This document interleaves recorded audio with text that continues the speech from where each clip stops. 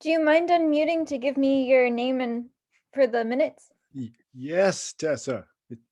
It's Deacon. I'll have to get the camera on too, I guess.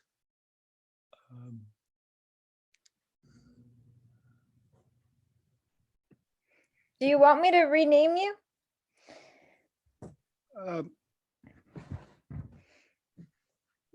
Oh, here we go. Start video. Oh, look. Do you want me to rename? Or you could do it. I just have to remember where to do it. If it's in the participant, if you hit participants, Yep. the bottom, and then there's, if you hover over yourself, the 47, it says more, and you can rename.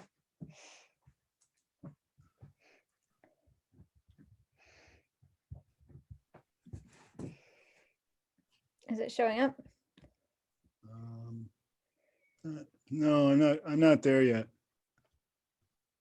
Well, huh.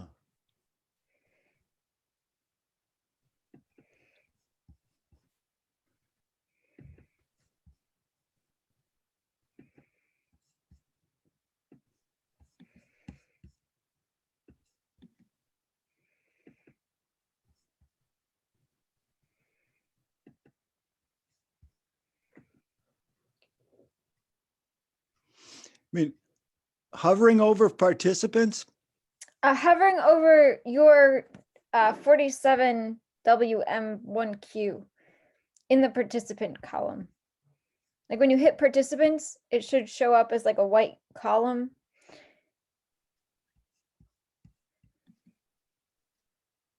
If you click on participants.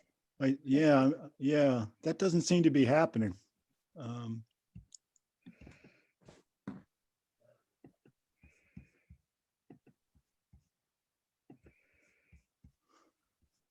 Well, go ahead and name me. I don't seem to be getting there. Okay. How are you? I'm doing all right. Good. I enjoy having snow again. Oh, we're getting more. I was less prepared for. I was hoping to go to the town hall tomorrow, but I might not if it's really storming. Well, yeah, I don't know. The forecast I had said 3 to 5 over a long period of hours. So I don't know what that means for any particular moment. Yeah. It's all right. I'll go on Wednesday. Yeah, that's supposed to be much better. The forester's coming here tomorrow because it's not going to be a blizzard. Do you like the winter, or are you more of a warm weather person? I rather like the winter. You don't get as much done though. I mean, you spend a lot of time keeping warm. Mm-hmm.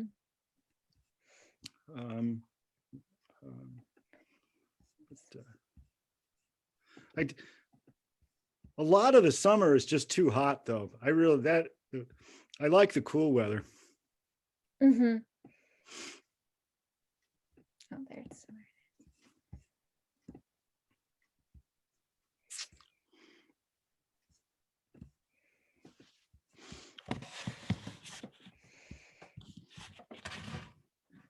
Yeah.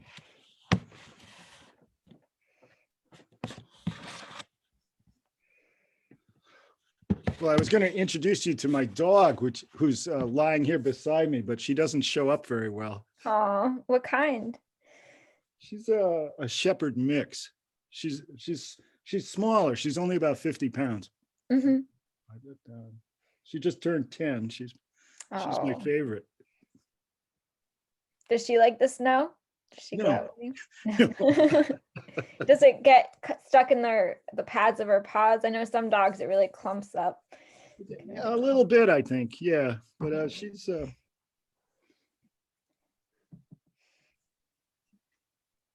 she likes the warm house. Yeah. Well, that's older that's getting up there, right? Yeah, but she's not huge. I mean, she's mixed with something else and she's only about 50 pounds. So So that might, yeah, add to her longevity. Yeah. Yeah. Aw. I had another shepherd mix years ago, lived to be 15. That was pretty good. Mm-hmm. That one was bigger too. Nice. Yeah. We don't Yeah. have any pets, but I live in a duplex and the landlord's on the other side, and his cats sometimes visit us through because the basements are connected. So sometimes we have So in Greenfield, Deerfield. Yeah. Deerfield, Mm-hmm. So which part of Deerfield? we're on Grave Street, which is right off the center. I don't know if you right off the center of town. Of South Deerfield? Yes. Yeah. Yeah. Mm-hmm. Hey there. Hey, Michael. Good evening. How you guys doing? Talking about pets. Yeah. Very important. Very serious, yes. My dog helps me through the meetings. She's on the sofa here with me, but she's not showing up much. Yeah. My wife usually goes through meetings with one of our two cats climbing in her lap. Mm. Something like that.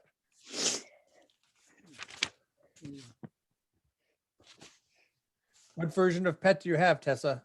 None actually, but our landlords, I live in a duplex and the basements are connected. So the landlord's cats sometimes come over for a visit. That's fun. Yeah, they're very sweet.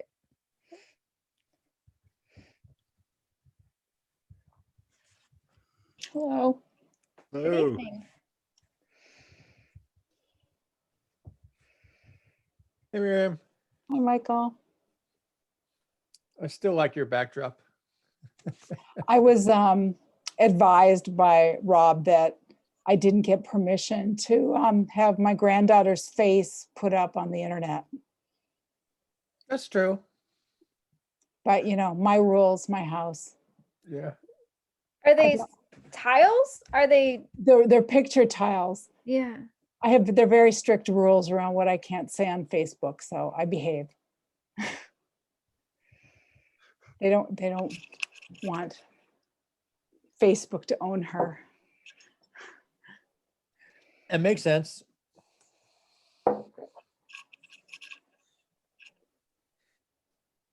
You can put little disclaimers. This is not my grandchild. I don't know who she is. Just some random pictures off Google Images, right? Nathan. Sometimes you have to have a sense of humor though about this stuff. You can't take it too seriously. Good evening. Hey, Hey there. all right. Started off on mute, so no one could hear me. But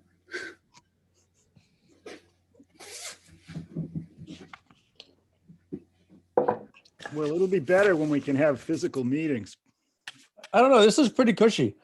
I like Yeah. staying at home. I don't think it works as well. No, but it's more comfortable. It is. It is. yeah, it has its advantages and disadvantages, right? There is a routine of driving to town hall that I sort of miss. There's things that you really shouldn't do on Zoom meetings. Like I what? lived there. What? Well, you shouldn't fall asleep. Well, that's true. Nor in person meetings, it's bad form too. And none of us really want to watch anybody cooking their dinner, I think. Hey, come on, this you can turn your video off for that though. And just And I was at a Zoom meeting where somebody was very visibly drinking wine and then spilling things.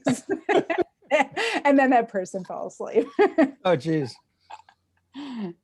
oh,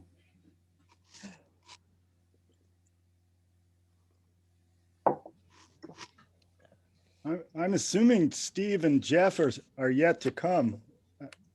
Here we go. There's Steve. Let's see if we'll get his face today. I think this is Steve, although It is. isn't he Monadnock Media? Yeah. It is. Yeah.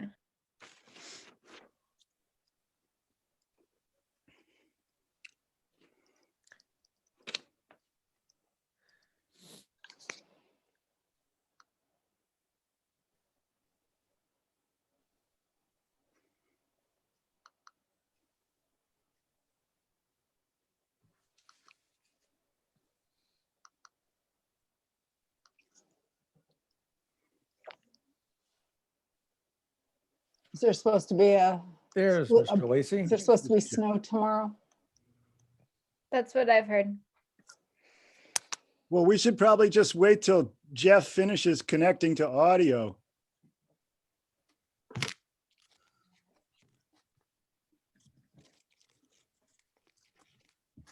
There we go. Hey, Steve, you're showing yourself. I am. Wow, Yeah, radical. it is. All right. So Oh, I guess we seem all to be here now. It's after 7.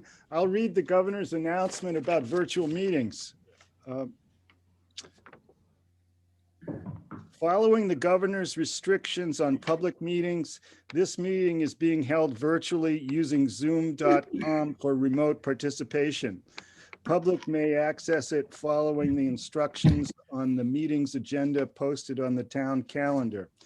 If, despite our best efforts, we are not able to provide real-time access, the public can request a recording of the meeting by contacting clerk. All right. Does anyone want to make public comment at this point? Otherwise, we'll just move along to the minutes of the last meeting. Okay, let's go to the minutes. Okay. I'll move to approve the minutes of January 11th, 2021. Do I hear a second? Second, Was that Steve? Jeff. Jeff, okay, I'm sorry. Great, well, discussion. I had 2 small things. I still love the minutes, Tessa. Thank you. So I emailed Tessa. These are really small. Under public comment, we were just missing the letter C under ArcGIS on the second line. And then under the assessor's request to revise solar areas, it seemed like we were missing a couple of words where it should say the Wheelock solar development so far has led to. It was just missing out the development so far. Other than that, I'm happy camper. Okay, and I have one thing too. So, On page 3, it says per Bonner, the term associate needs to replace the term alternate in the town zoning bylaw 9.3B. That wasn't really what I meant to, that really wasn't the point I was trying to get across. The point I was trying to get across was that 9.3B is a reference in the 08 zoning to the future creation of alternate members. My point was that when it comes time to do the warrant article, we need to do something about this section, probably either to replace it with whatever we come up with a new bylaw or something else. But that language needs to have something done about it. What that was all. clarification should I add, Chair? That in some fashion or other, the section 9.3B in the existing zoning needs to be taken into account as part of adopting an amendment to create associate members.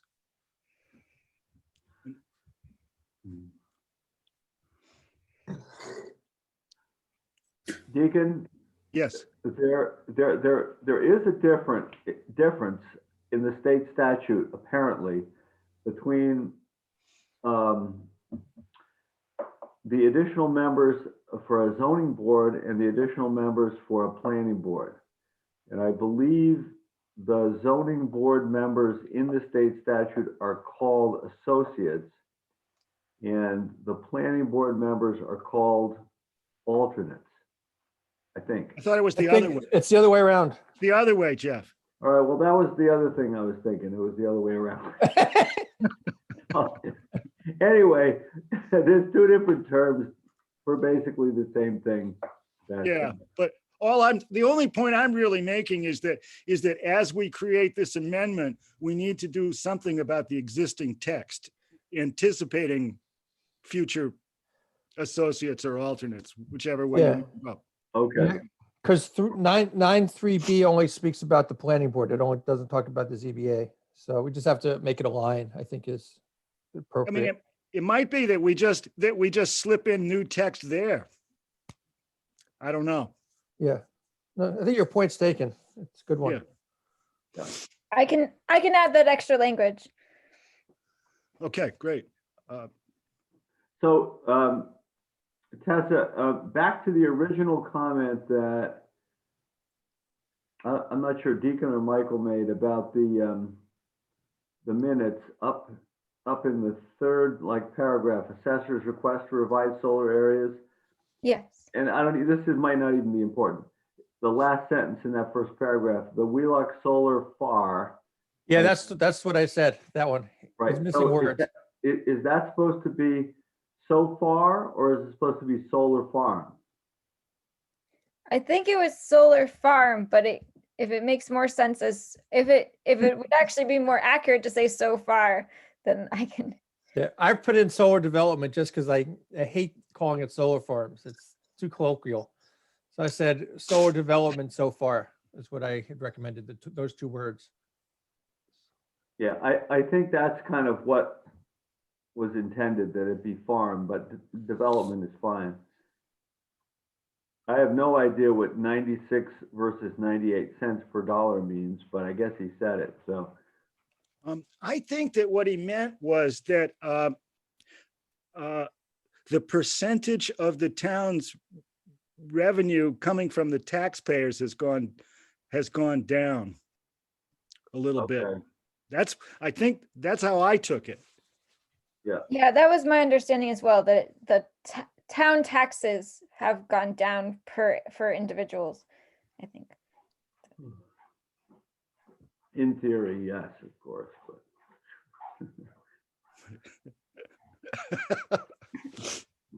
Okay.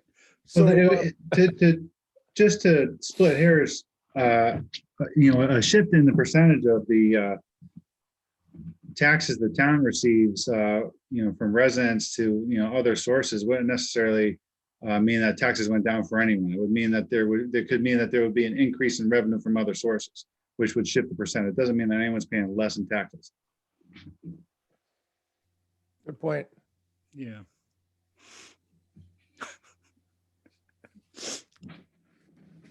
Well, do we want to make any more changes? Are we ready to vote on the amendment with the revisions that have been mentioned?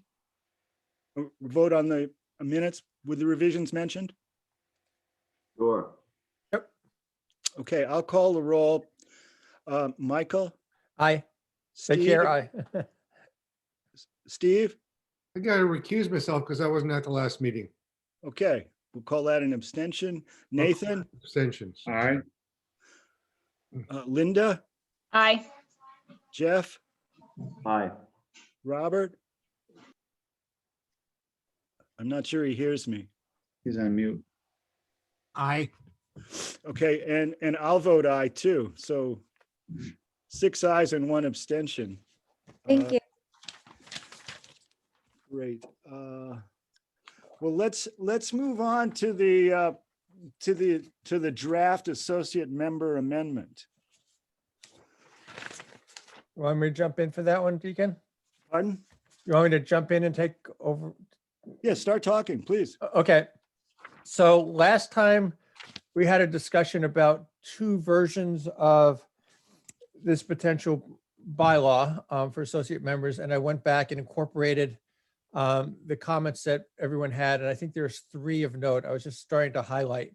You want me to share my screen? Would that be helpful? Yep. Yeah, that would be. So, Okay, let me just.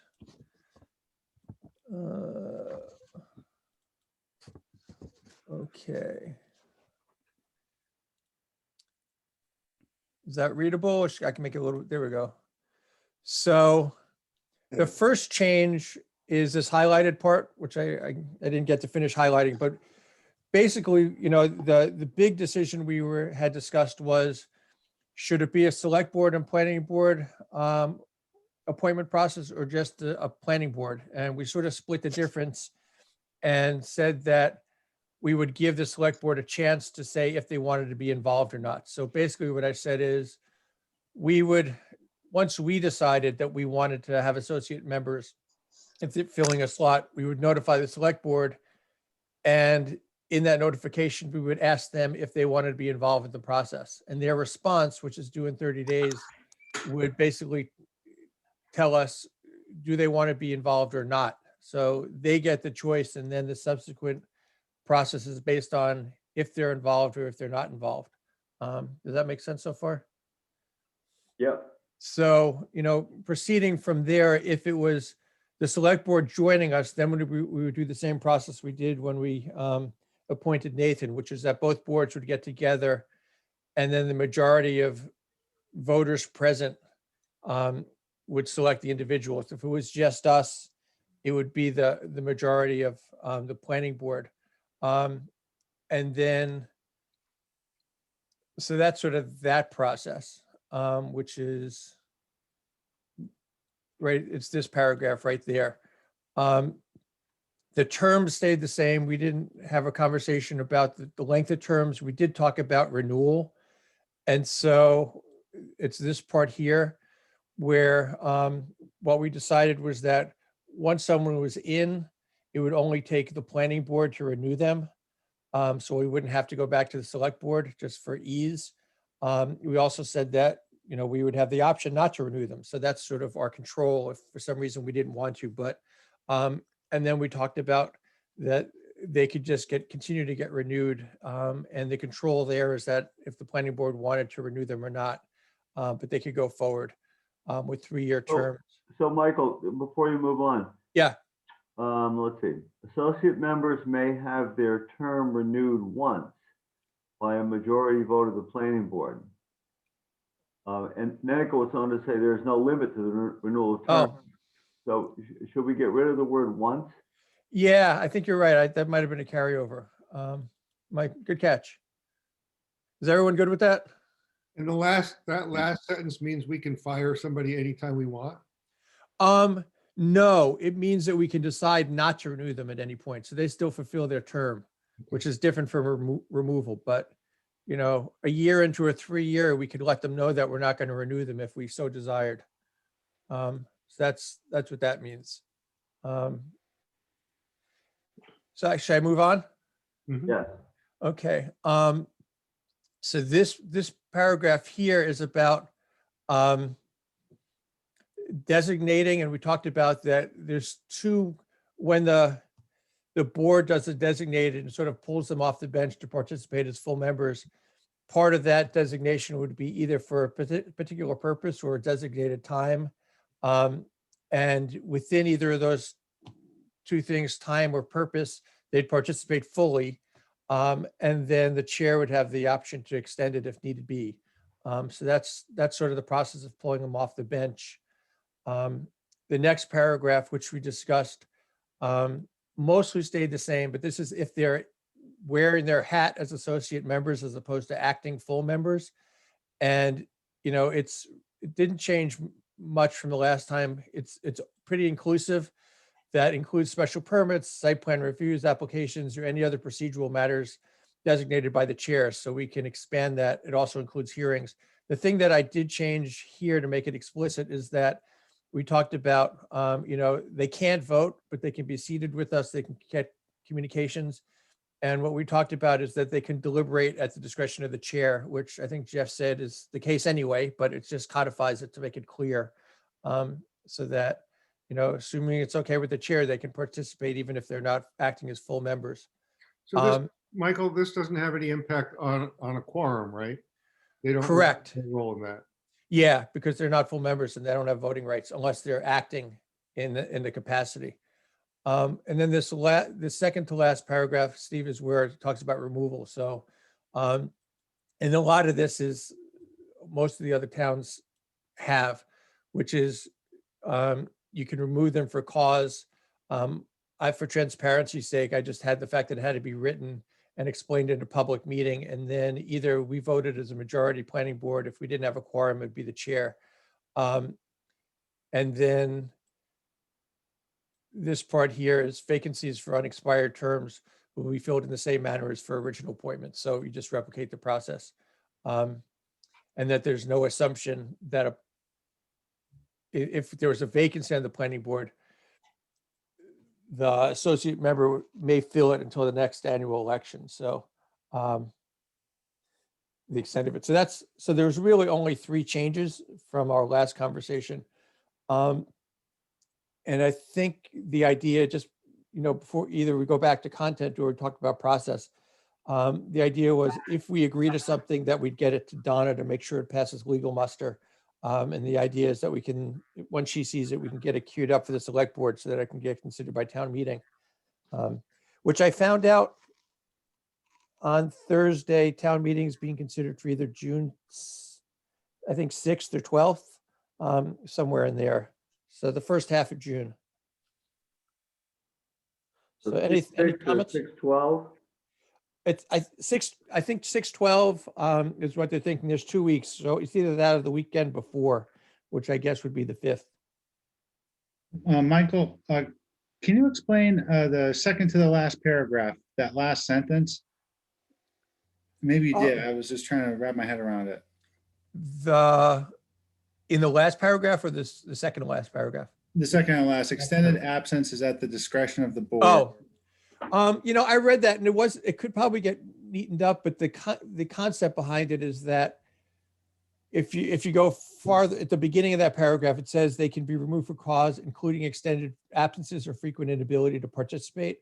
So the idea was that's highly subjective. And so it's basically saying that, it should say the definition of extended absence is at the discretion of the board. So there's no objective definition floating out there that it really, if we decide that someone has just been gone too long, and we agree on it, then it's too long. And then they can be removed. That was the idea behind it. And the fact that it's really in context. So, if there's nothing happening and we don't need them, maybe if they go out to Florida for 6 months, it doesn't matter. But if we're in the middle of a hearing season and they're gone for 3 months, maybe it does matter. So that was the idea. But, I'm welcome to better wording if it doesn't play right. I would, in the first sentence, I would say including but not limited to extended absence or frequent inability.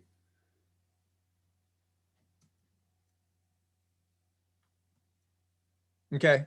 Good. And if you wanted to, you could say extended absences as, at the discretion of the chair or infrequent ability to participate when requested. Or you could, tweak that sentence. But yeah, I think as it was is,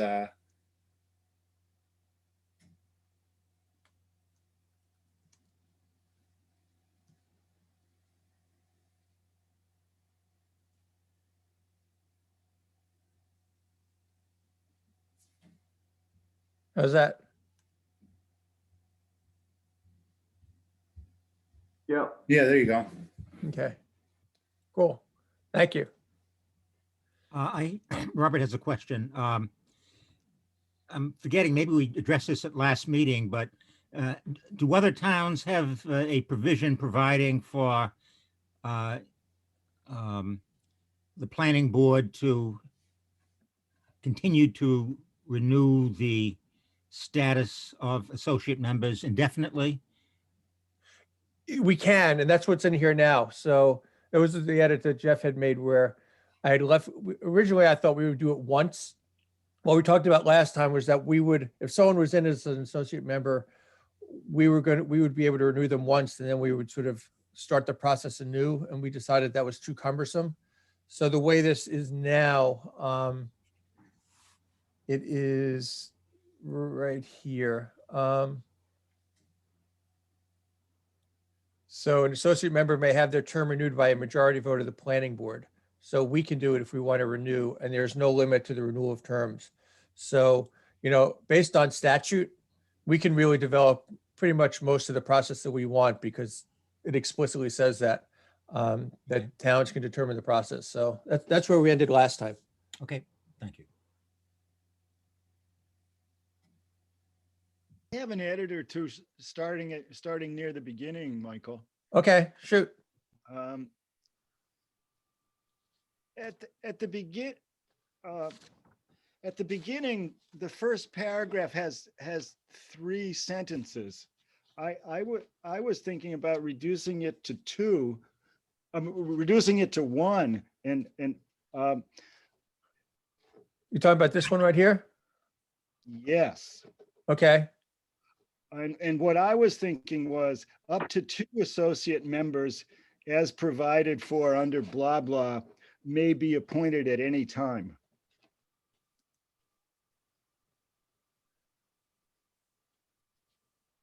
You just have 1 long sentence instead of 3 short ones. The only thing I would want to keep is the appointed position, because the statute provides for us being able to elect or appoint, so we have to state which one we want. Well, I did.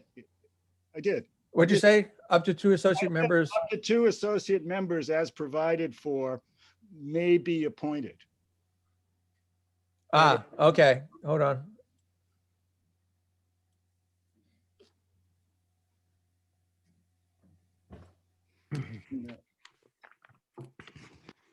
And a comma after associate members at the beginning. Here? Yeah.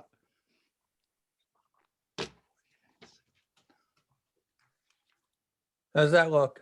Um, You need to come after section comma 9. after section 9. Okay, so this is, if this is gonna go in the zoning, Yeah, it should say planning board. yeah, it needs to say planning board, so it's, Yeah.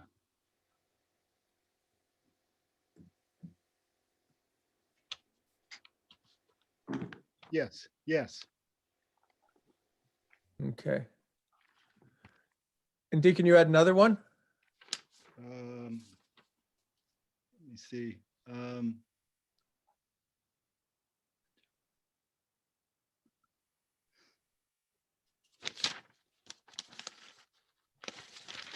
No, not there, not there. And then on the second page, where the paragraph is the planning board chairperson, at the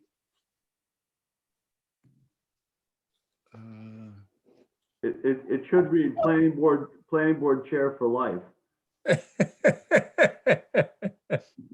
in the third line, at the middle of the third line, planning board should be capitalized. Okay.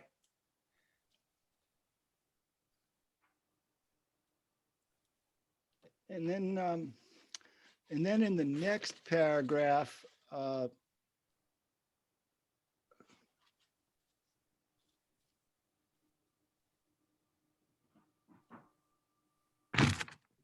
it's already been fixed. Never mind.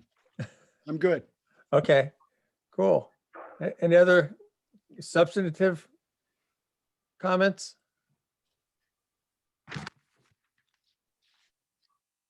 Okay, One thing following up on what Michael said about town meeting date, I asked Grace within the last few days what the deadlines were for turning in papers for election to the planning board and for getting amendments into the select board. Those deadlines are not set yet. So remarks I made previously about how fast we needed to move are slightly exaggerated. I mean, we probably have a little more time than we were previously thinking, although it's certainly good to get this done. yeah. Yeah, I would say if we're good with it, there's no downside to getting it to Donna to see what, it might come back. Okay. I agree.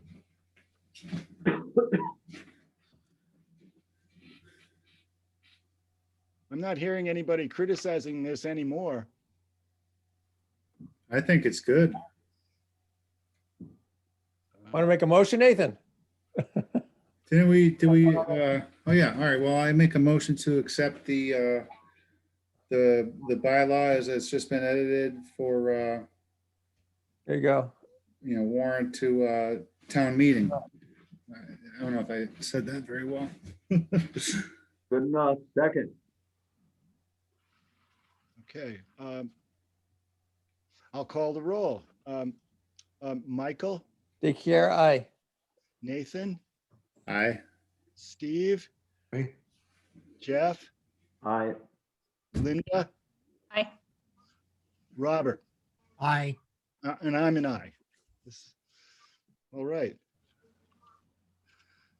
So in terms of process, you can just, given there's been confusion about communicating with Donna, should I send it to you and you send it to her? Do you want me to send it to her and say that I got okay? Should I send it to Becky? What's your understanding of the process? I think we can decide what we want to do. Okay,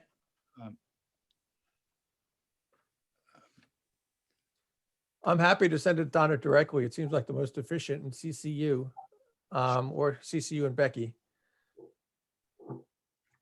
Um, I just don't want to get my hand slapped is all. Just CC all of us, so if you get your hand slapped, at least we'll all see it.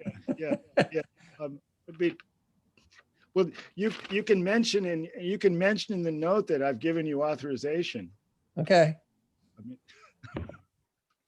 I think we ought to assert and maintain our ability to use our town council judiciously as an elected board with the approval of the chair, and just stay that course. Yeah. can do. Yeah. Now, does Donna have any concern about the 9.3B stuff? Do we need, I'm thinking we probably don't need to concern ourselves at this point, but that will have to be part of the warrant article. Yeah, I'll mention it to her and see if she has a suggestion. How's about that? Okay, that's good. So what are you thinking, Deacon? We strike that language or just strike and replace with this? Well, I was thinking that strike and replace was really easy, but if that's not the way to go, that's okay too. That was the first thing that occurred to me. Yeah, it's, reading this over, you can almost just strike it. I don't know if there's a real need to replace it. Well, Well, you'd replace it with what we just approved. yeah. Oh, the whole thing. Okay, yeah, that would work. Okay, And I mean, I think because it needs a home, right? I think that when we did the zoning, the consultant put the business about alternative members there because he thought it was the right place, that was probably it seemed to me that was probably a good call. Okay, cool. So then I'll just recommend that we strike and replace Yeah, current 9.3B with all the stuff we just did. yeah, and see what she thinks. I mean, Okay,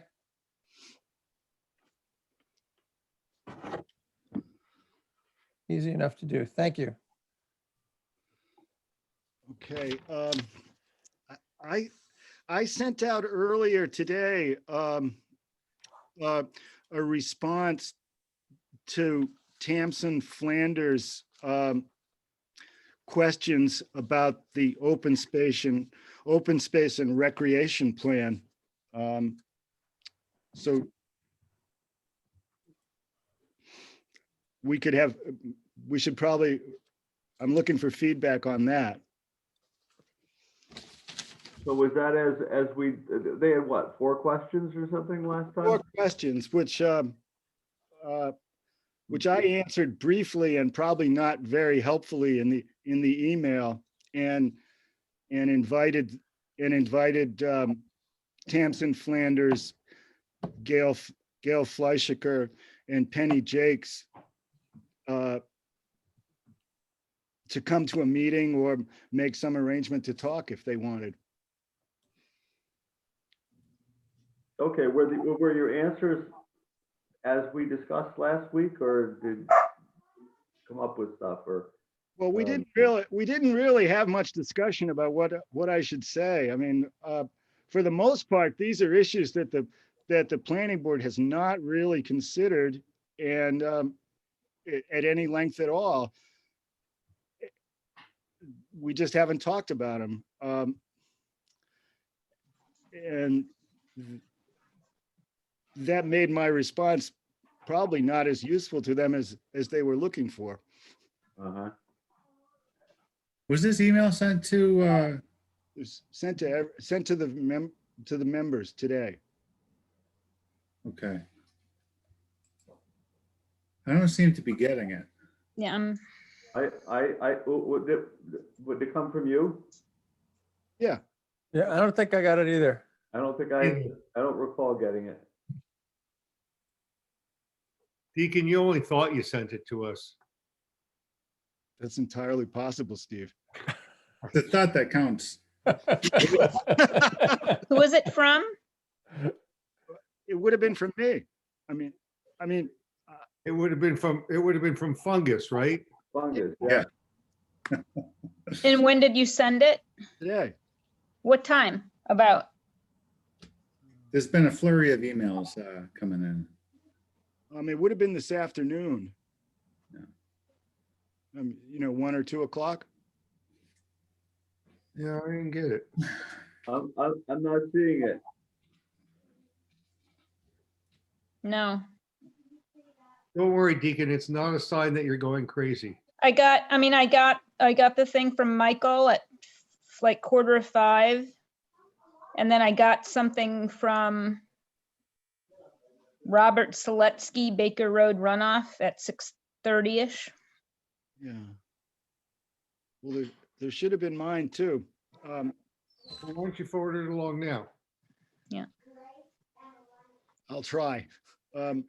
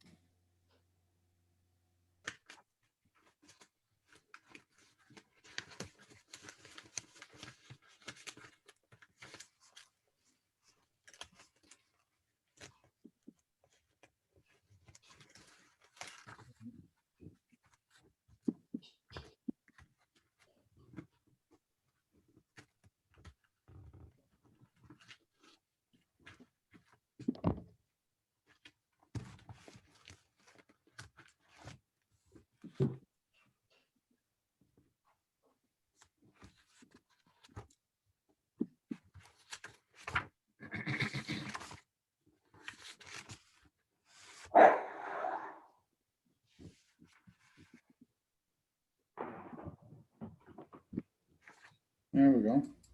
I think I've done it. Yay, Deacon. Whoa, here it is. Look at this. Yeehaw.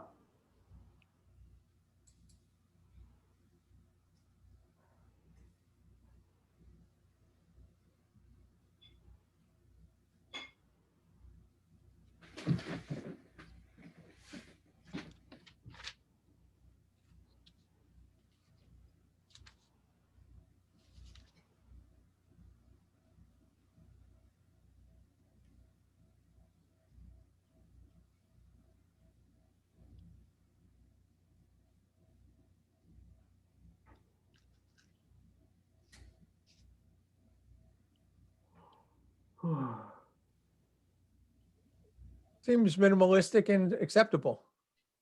It's Yeah, certainly well- minimalistic. They may not be helpful, but they're true.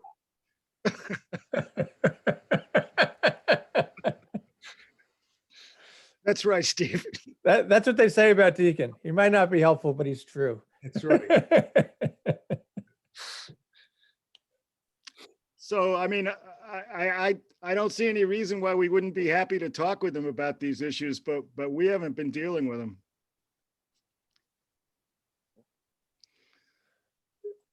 Deacon, I in particular like your answer to number 3, where it says the trade-off between open space and solar development must be managed as well as possible. Yeah, there's It's a good political statement there, yeah, it covers all the bases. right? Wait, regarding But number it's true, but it's really true. No, it is. I agree. And it should be reviewed. This is the biggest thing going in town. We should keep it under close watch. yeah. So Jeff, Yeah, long ago, when we did the new zoning bylaws,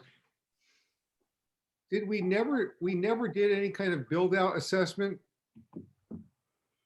there was a build-out analysis that was done. It was associated with the master plan of 2004. And I think it was done by FERCog. That's right. And But we never did a build out analysis following the enactment of the 08 zoning. no, That's the Right. point I was making. yeah. And I actually, now, when you think about it, I don't think it's possible to do a build out analysis. with No the shit. old code Because of the flexible nature Yeah. of zoning. You could, you'd have to make some assumptions. Yeah, but it wouldn't really be valid. I don't see, It would be difficult because you'd have to take all this land and kind of run it through the formulas. yeah, which would be a Tedious. lot of throughput. Yeah, it would be tedious.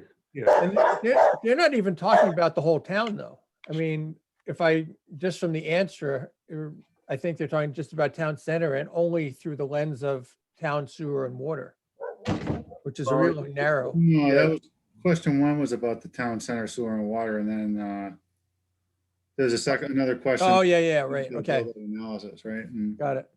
from what it sounds, yeah, I mean, I think it's an interesting topic. But yeah, potentially challenging one, right? Steve, to your point, I think, whatever build out analysis is done, you make assumptions based on what your current zoning law is. Maybe if you're looking at some changes, you can, do some analysis on how those changes would affect build out. Would it reduce it? Would it increase it? Right.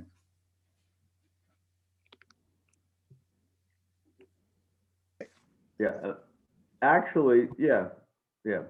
All right. We don't have to belabor this, Deacon. I think those answers are fine, and we can amplify on them at some other time. If they're really going to be updating the open space and master plan, then there's ample opportunity for us to have input, I think. Yeah, and I've suggested that we're happy to talk with them about these topics too. So good. Well, I'll send it off to Tamsin Flanders. Okay. All right. Let's go on to special permit fees. So if I can kick it off, so we discussed this, I don't know, 2 or 3 meetings ago. And the 2 things that came out of that conversation was, one, that we approved a standalone fee for large scale ground mounted solar, which is now reflected on the website.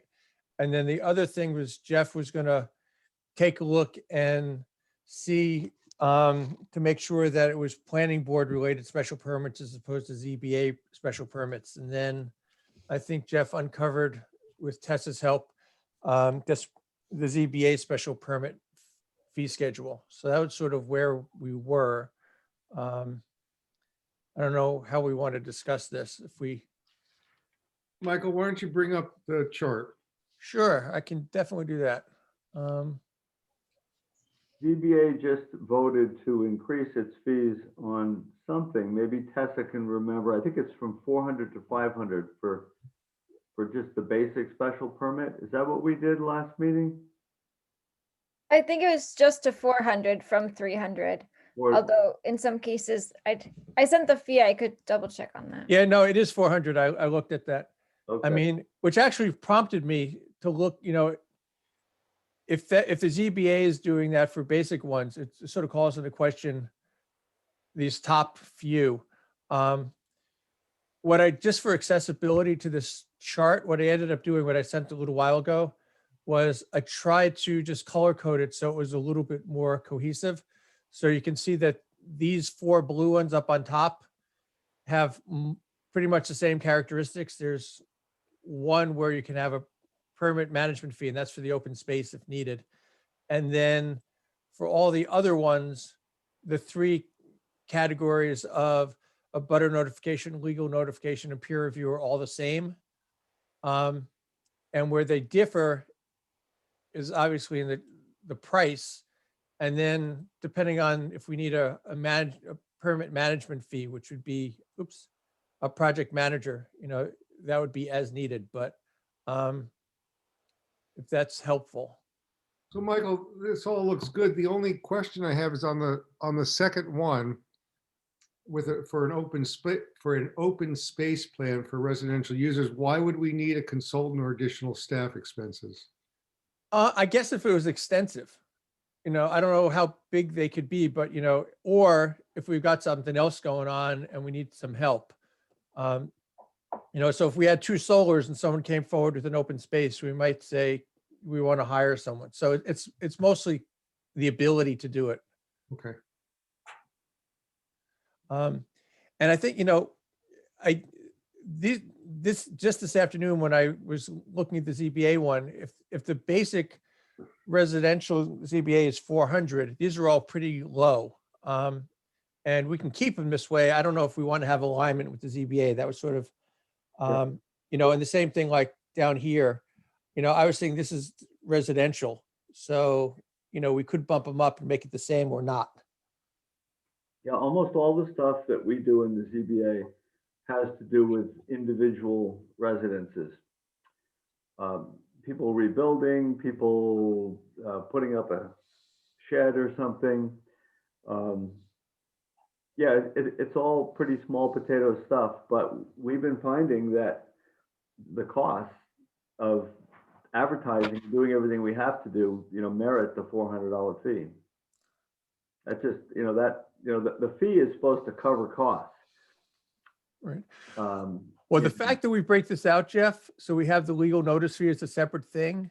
Do you think if it was $100 plus the actual cost, you would get to that fee of 400, or would we want to bump up the application fee and then have the actual cost covered?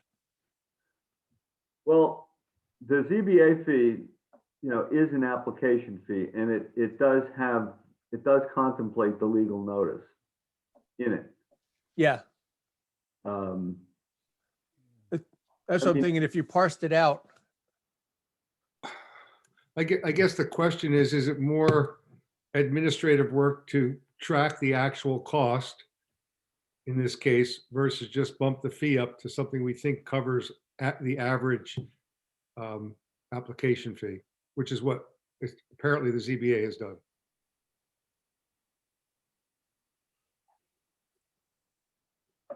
Did you all understand the question? yes. Okay. One thing I would say is that generally speaking, the legal fees are a large multiple of the abutter notification stuff. If we're, I really wonder about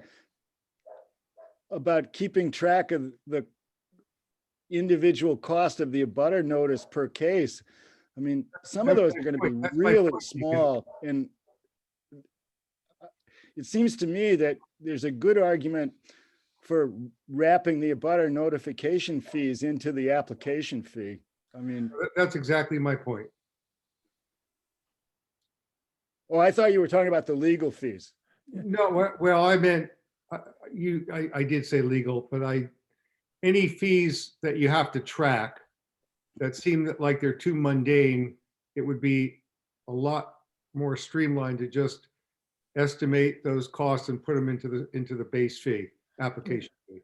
Well, it seems like, so if you look at the top three, the residential and community uses, they are effectively wrapped in because there's none. So the only place where they're broken out are the obviously business and commercial uses. So where there could be more complicated. That was the thinking I had, that these are, even with an open space, it's still relatively simple. So you wouldn't track this at all. You would just adjust the fee. Jeff, Yeah. with the ZBA stuff, are you, you mentioned you have higher fees because you were seeing some things go up, and, we have a butter notification and legal notice parsed out here. Is there anything else that you find is contributing to the cost of reviewing applications aside from a butter notifications and legal notices? No, we don't. We generally do not use peer review fees like the planning board has, and we certainly have not used a permit management fee. No, it's all the required stuff. And apparently it's mostly the legal notice fees in the papers. Those have gone up. And maybe it's the newspapers just struggling for revenue and realizing that they have a captive audience here with the legal fees. Because those newspaper rates have gone up. Yeah. You're really stiff.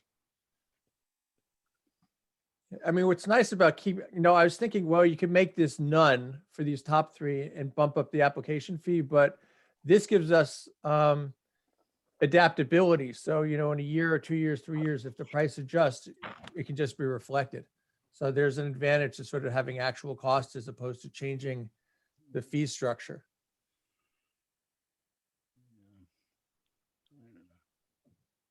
Either way is fine.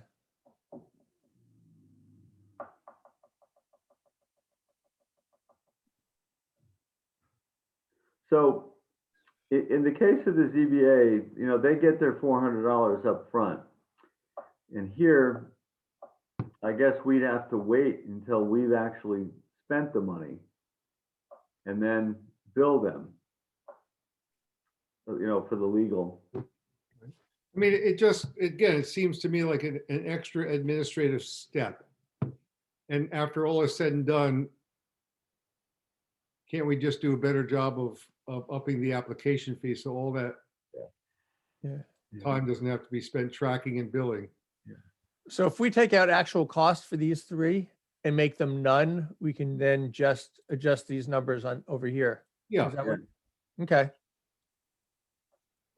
Yeah, Chuck Damari, the chair of the ZBA, has done a bit of research on this. He's thought about it.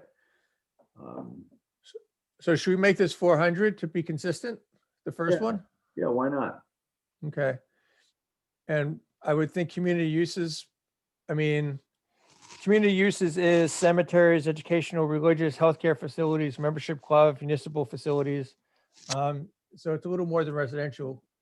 I was thinking it could be higher, but it could be 400. What do you all think? Well, the costs are going to be the same, whether it's a community fee or a residential fee. I mean, that's really what fees need to be based on, is what you're actually spending. It shouldn't vary with the social desirability of the project. Yeah. Well, with this one, with the residential open space, it seems like with each additional lot created, there's complexity. So if you did 400 plus 100 per lot created, does that rationale still hold? All right, so here we're talking about stuff that comes in under Article 5 of our zoning, Yeah, open space design. correct. Okay, so unless waivers are requested or density bonuses or transfer of development rights or something special permits aren't required for those. They come in under the subdivision, and there's a whole set of fees that are charged with subdivision. But yeah, there are instances where we do special permits because they ask for a waiver, because they want a density bonus, or they want to transfer. So okay, yeah. And then per lot.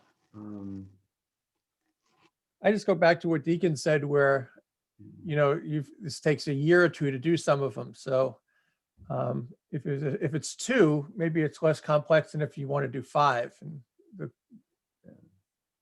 I think it would be fine to be 400 plus 100 per lot. I think that'd be fine. Yeah, I agree. okay. So the Olszewski project would, you know, that would have been 500. The Damari project would be 400 plus 500, be 900. Right. And I think that's reasonable considering the benefits of and the value of the open space plan with extra density, allowing extra density.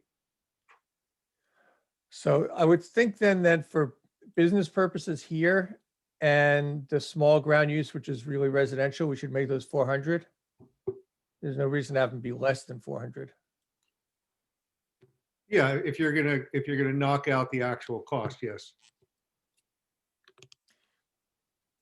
Oh, I guess we could keep it and then do the actual cost. That is an option, correct? And when we not change that, and we can discuss it. Yeah. I mean, I sort of like this construct, but for these lower ones, these things that are in gray, but what do you guys think? And I guess the thing I would say, the reason we went here is when we first had the conversation, it was sort of, well, what are the costs? And, you know, we wanted, and looking at what other towns did break it out. They didn't have their management fee as often. I think there was maybe one town who did, but the peer review, the legal notice, and the abutter, some other towns broke it out, which is where I got the idea from.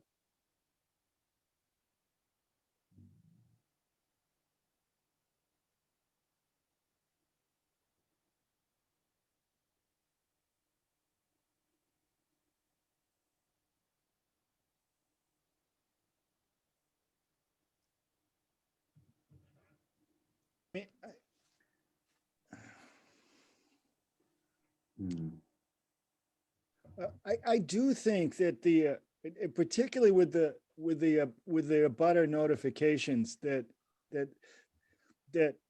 with the exception of these solars that are going in on really huge lots, that's a lot of bookkeeping for a small thing.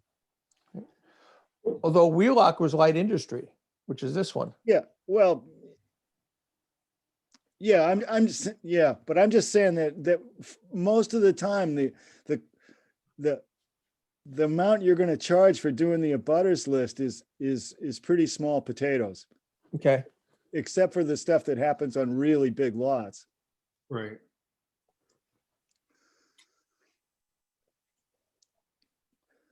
So maybe for business uses, you up it to 400 and knock out the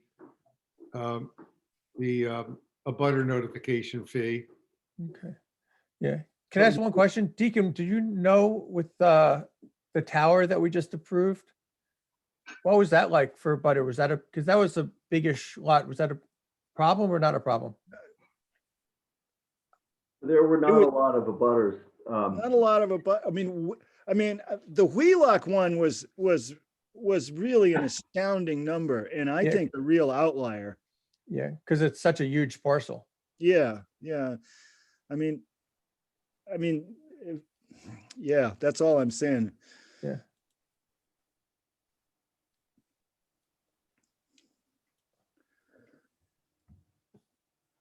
I mean, I don't. Yeah. I'll just do this. You guys tell me what you think. So does that look better? I gotta change this one too. Seems like this would be the same thing. It would be Yeah. 400. Yep. So guys, the small scale. Okay, the zoning board of appeals does the residential solar. You know, the ground mounted residential solar. So this small scale ground mounted solar, you know, which we may not even see any of these because they're not necessarily economic and they're far more than would go with a house. But they're like up to an acre and a half or something. Yeah, I think that's about right. Yeah, I mean, so that would be that would be somebody's business venture. So that 400 feet may want to be higher. I mean, that is a business type thing. It's not really comparable to the small time uses up top.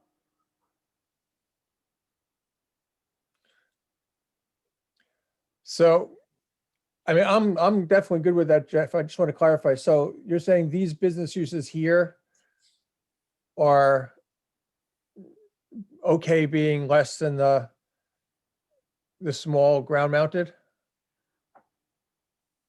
Well, the small, those business uses at 400. That's agricultural, commercial, campground, childcare, home occupation, kennel, light industry. Well, light industry is broken out. I did that. Soil mining, vehicle repair, vet clinic. Yeah. It's more regular business as opposed to Yeah. utility business.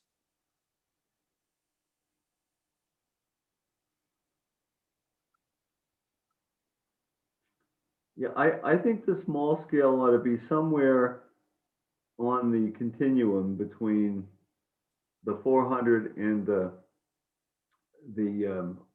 higher prices we charge for the large scale. That seem about right, or should we do it like 758? 758, I mean, that would be a little rather odd thing to put there, but. No, 750 or 8. Yeah, that sounds pretty good for now. Sure. The 1,000 or the 750? 1,000. Okay. Everyone else good with that so far? Yeah. Okay.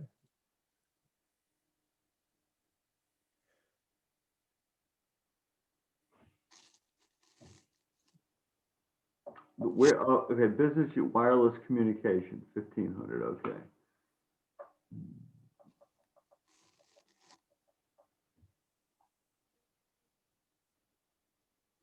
I think the rest of them kind of make sense to keep as you've got them.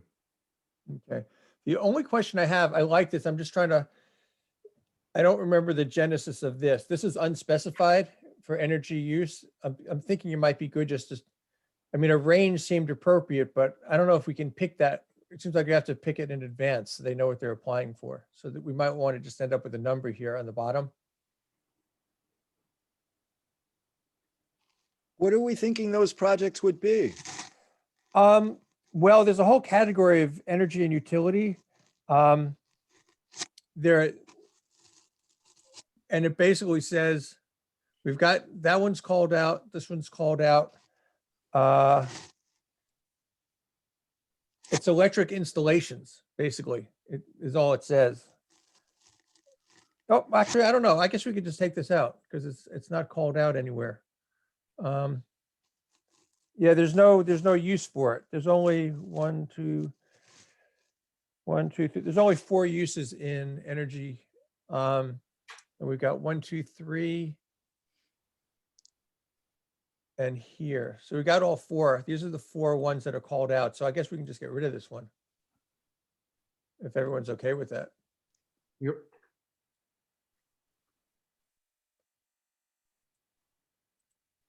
Okay. I mean, this is perhaps a bit off topic, but AMP in its conversation with town folks has mentioned that the substation on Pratt Corner Road needs an upgrade to accommodate their proposal. Does the utility have to get a special permit from us to upgrade? I don't know. That would, I mean, it would probably would include the thing I just deleted, is my guess.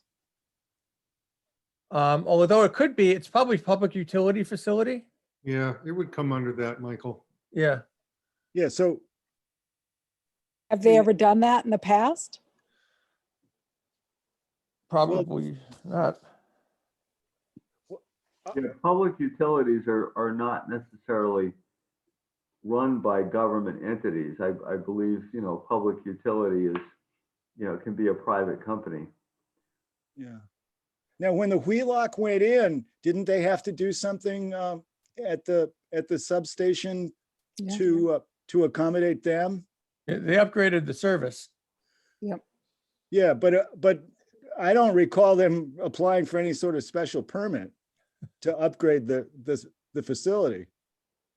Doesn't mean they didn't have to. Well, that's why this is I'm asking a question here. Yeah. That I don't know the answer to. Yeah. I think it'd be worth finding out. It's a great question. Or does it get permitted at the state level through like ISO New England or DOER? I don't know. So when the I don't know what corporation, and it ended up coming back to us to put concrete pads in for the Wheelock farm. That was Project. Lodestar. What's that? That was Lodestar. Okay, Lodestar. Would they have to pay this fee for doing that upgrade? Yeah, because they had to go through another special permit application. Right. And did they pay anything? This, does anybody remember when they asked for those pads for the, backup batteries? Whether we Well, ended up, they paid the special permit fee. they did, Yeah, That- the fee at the time. Yeah, which was probably peanuts, right? that's right. Okay. Then I think we're covered with this then.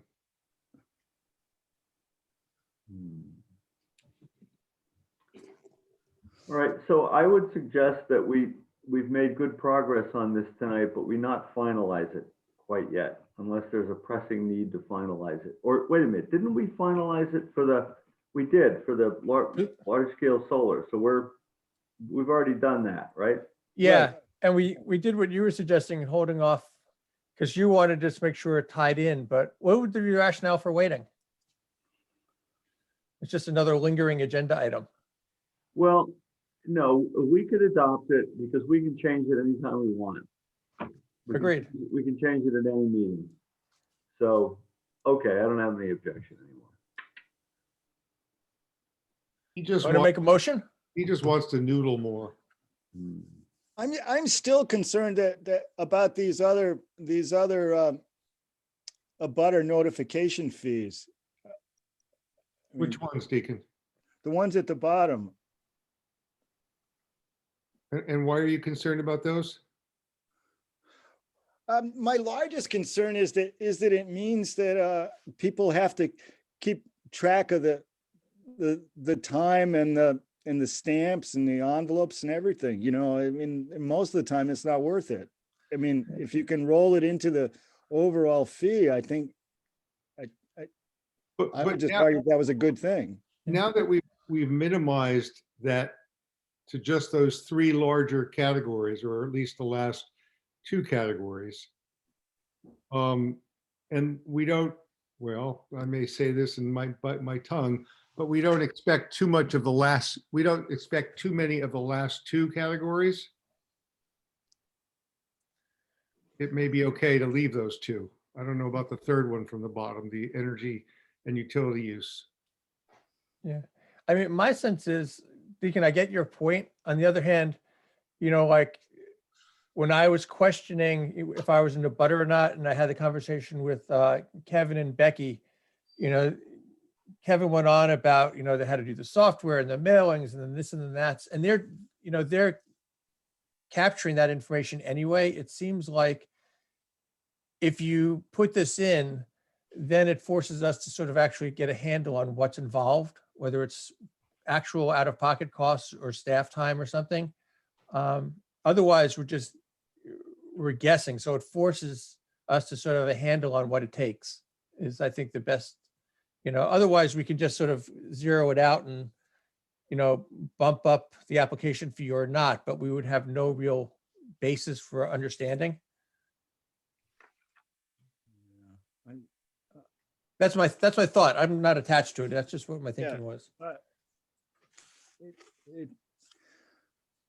I mean, it seems to me that say Tessa's sending out the abutters notices. I mean, she's got to keep track of all her work and all her stamps, and that seems like making her job harder than it needs to be.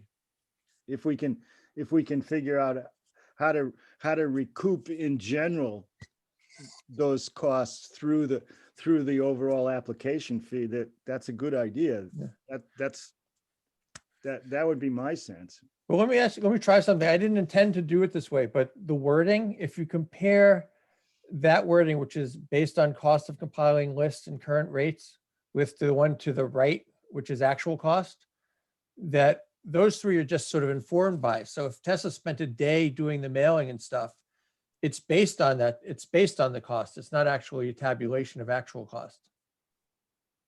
Wait, I didn't get that, Michael. I didn't get that either.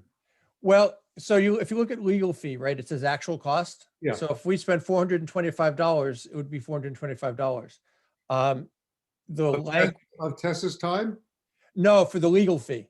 Oh, But if you look at the butter notification, if you look at the cost of stamps and Tessa's time and whatever, and Tessa said, I think it was probably between my time and everything about $150 that we're coming up with the fee based on something, not an accurate reflection of actual costs.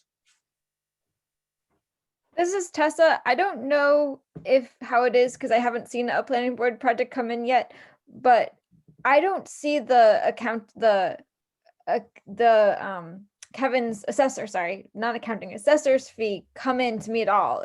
I believe he bills the applicant directly for the Conservation Commission and for the zoning board. I haven't seen those costs at all. He bills them for the list, Yeah, but I believe that the town is responsible for sending out the notices. yes, I do. It's For on the the zoning list. board, I have been doing the butter notices, yes. Yeah. I do that part, but in the compiling of the list of compiling that list, I don't even see that cost at all. If he's already billing them, it doesn't hurt us at all, right? He's already doing that work. Yeah, I just didn't say including it in my duties. It doesn't appear to be my duty because it seems like he bills them directly, and I don't see the invoice. Right, and that list has to be turned in with the special permit application. Yeah, Yes. and so then, I mean, I think that with the abutters notices,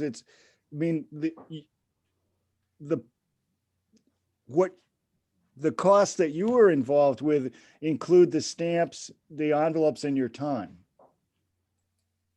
I mean, and it just seems like, generally speaking, that's not going to be a lot. That's not going to be a very big charge. It would be a big charge if you were sending out the abutter notices for Wheelock, but even there, it's still a small fraction of what the legal costs are, the legal notice costs. I mean, Okay. So those is there are a- hundreds should of dollars. So should we just make this none all the way down?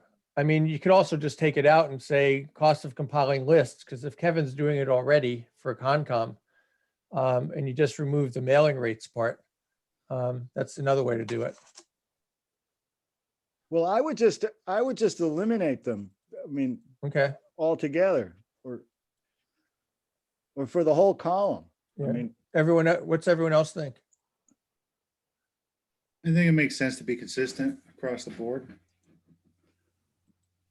I mean, and as Like long as that. we make sure that, that generally speaking, the application fee covers it, that seems simpler to me. And I think, Michael, to your concern about, kind of knowing where you are, I think, if you look at this and, see that, there's a shortfall or an overage, you could, pick any given project and kind of, see what the abutter list was and figure out what postage was and how much time it might have. I mean, I think it kind of I don't think it would be very difficult to come up with some of the numbers if you needed to. Okay. Okay. Should we bump this up a little bit? This is the only one that, Yes, that feels low. want to do 750 or? Yeah.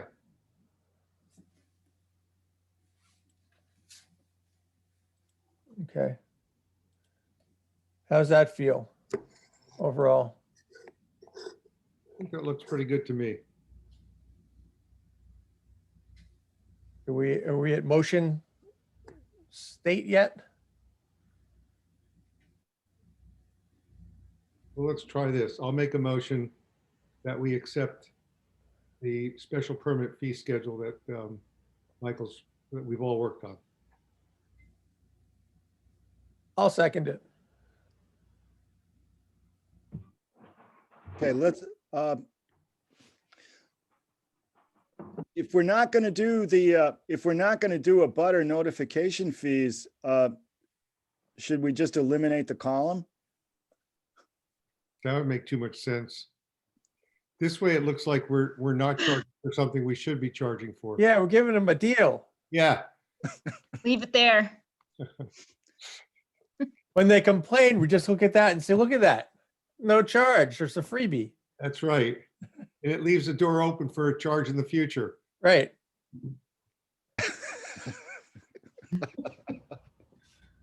Hey, it's all perception. I'd leave it myself, but what the hell? Okay, I don't care. It's just, I don't care. I really don't care, but I think the placeholder just for knowing that that is Yeah, the thing is helpful to know. I agree. Just, we're thinking about charging it. yeah. Don't piss us off.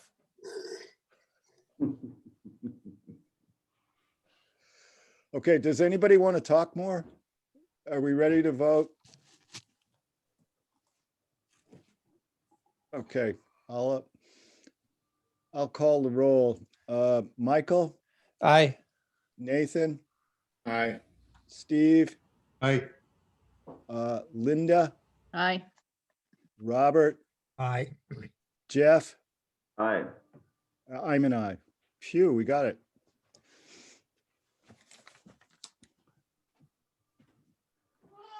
Okay. Let's move on to email response. Um,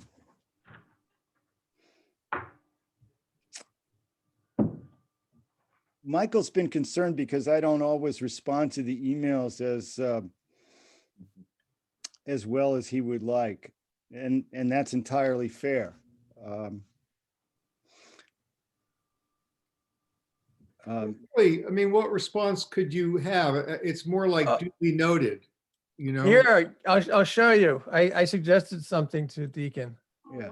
I built off, this is built off of the select board's email, what they send out.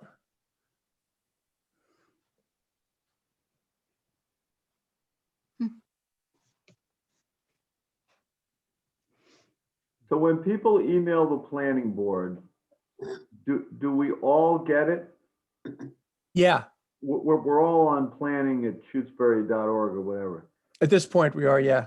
All right, so we're seeing this, and then Deacon responds and lets him know we can't, really have a dialogue with him. Yeah, I mean, the benefit of this response, I think, just, because we developed it when I was on select board, was I think there's 3 things that it does, and and it's each paragraph does. So the first paragraph acknowledges receipt. So, they send off an email because they care about something. the first paragraph acknowledges it didn't go into a black hole. The second one is education and explaining that we can't give them a substantive response and explaining why in a very brief way. So it's not that we don't care. It's not that we're blowing you off. It's that we're not allowed to do it. So it's educational.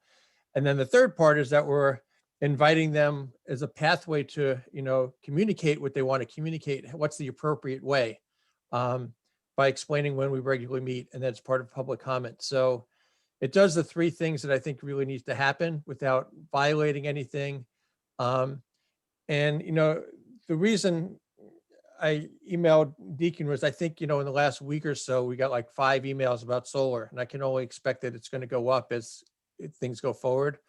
So having this in place, I know Melissa just sends it out as a matter of course. I mean, I was on the select board with her, but when I sent her a comment, I get this back from her. It's just sort of her automatic thing that she does. And it seems like it would put us in good stead. Tessa, is this what you would do for the Concom's email? No, I respond personally, generally.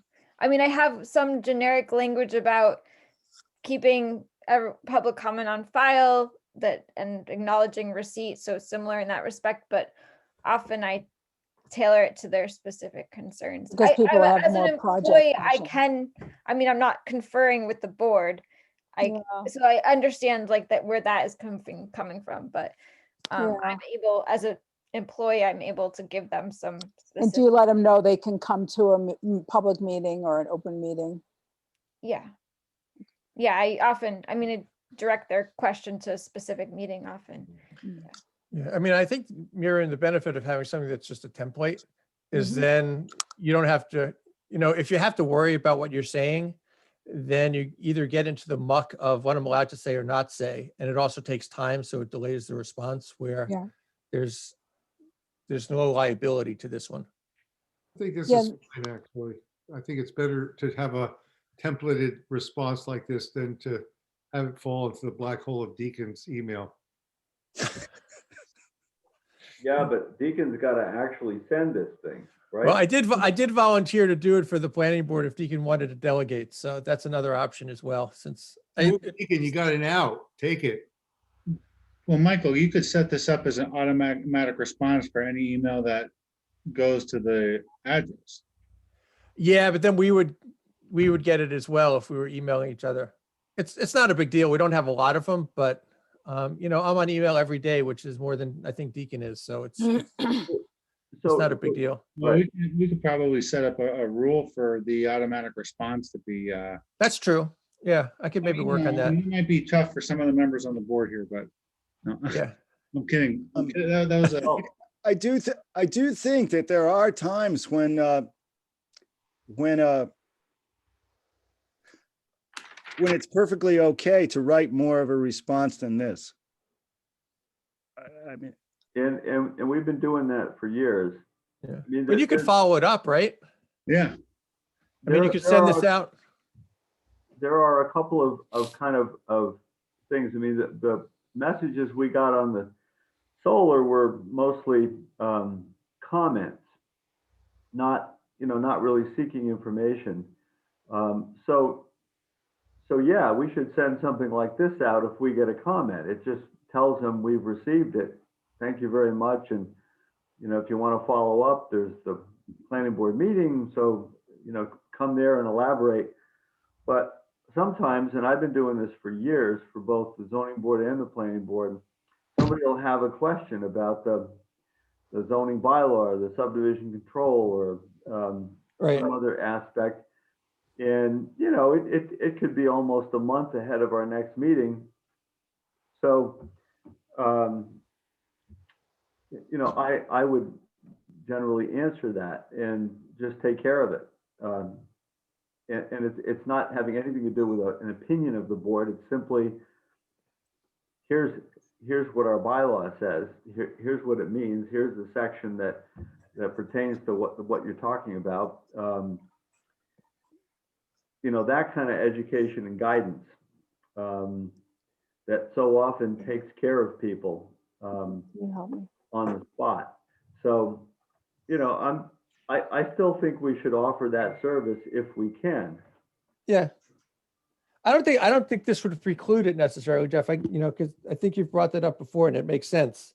That if it's not going against the process of the board, it's not going against open meeting law, then providing simple recitation of zoning bylaw stuff. That seems okay. I think for those 5 emails that we received, this reply would be fine. Yeah. I think it's, I think it's important to be able, I think it's useful to be able to do both. Agreed. Yeah, but Deacon, Yes, I would want you to be in control, just like Chairman Damari is in control of, when he asks me to speak to somebody, it comes through him. yeah, It's not something I do on my own just because I decided to do it. I Yeah. would, just like accessing our town attorney or anything else, I think the chair should be a part of any of this. So if there's some specific question that comes in that you would like me to help with somebody, I would like you to ask me to do it. sure. And the same thing like with Wendell wanting to know about our solar bylaw. I mean, Yeah. delegate that to Michael because he's interested Yeah. in doing that. So, Well, is it easy, Michael, to set things up so that I have some sort of easy way to send out this template when appropriate? The easiest way is just to cut and paste it from the last time you sent it. That would be the low tech version. There might be a more complicated way, to Nathan's point. So I can look into that. But if I send it to you and you just sort of like, I can even do the subject, which is the template, and then you just find it and copy and paste it, since the only personalization is at the top for the deer. I think that would be low tech easy. And I can commit to trying to figure out how to do it based on what Nathan was saying, because I think that's reasonable. We can revisit this if we suddenly get flooded with emails. But I don't know if that's an if. Okay. But it is easy enough, as you say, Michael, to block copy it and, Yeah.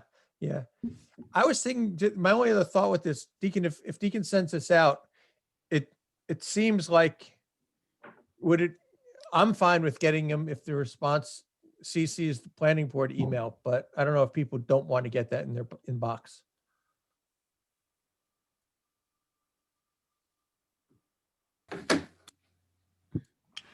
doesn't matter. It's going to probably end up in my spam anyway, so it's fine. Okay. Okay. So Deacon, it'll be on you. I'll get you the copy for this. Okay. Okay. Thank you. I appreciate you carving out the time. Can I, is there any, aside from open meeting law, is there any other consideration for responding to these emails by individual members if someone wanted to respond directly to an email that comes into planning? Are there any state law or town bylaw that touches this? What I would say, just based on years of thinking about this stuff, is, one is you don't want to speak for the board because you don't have that power. So you have to be careful whether you do it intentionally or unintentionally. If it's interpreted as speaking for the board, you can get into hot water. So that's the big concern. And then I think there's, even if you're expressing your personal opinion, if it's something like a special permit or a hearing, you really don't want to be expressing that outside of the hearing, because it sort of puts you on the hook for something. I think those are the two concerns that, and then the fact that 99.9% of people have no understanding of open meeting law. So if you respond, you'll probably get another response back, and then you're having a conversation online, which is just really complicated. Right.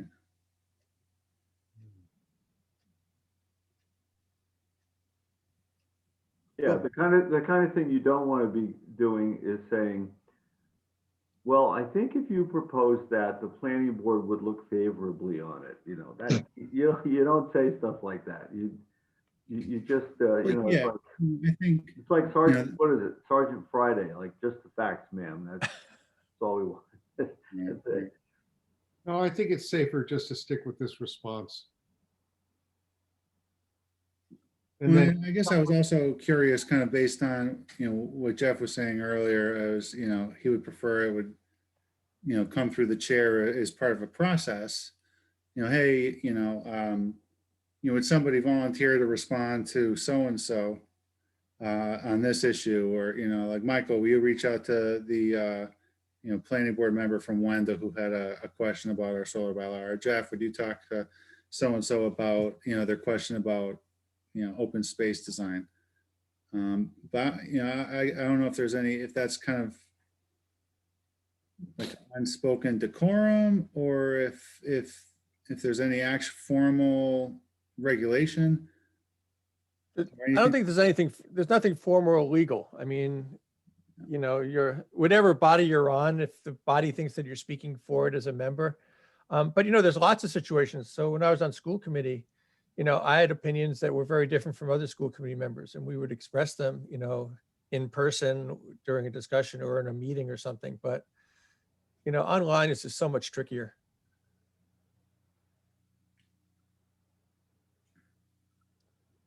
But it's not forbidden. It's at your own peril, I think. Yeah. So, I guess I'm kind of used to operating, you know, in the world of, where it's digital and everything is, every action you take is memorialized for all time. So, but yeah, that's good to go. Thank you. Yeah. Yeah. And everything you do online is memorialized because people can do a public records request on all of our emails. Right. All right, so can we figure this is wrapped up? I'll hear from you, Michael. Yes, will do. Okay.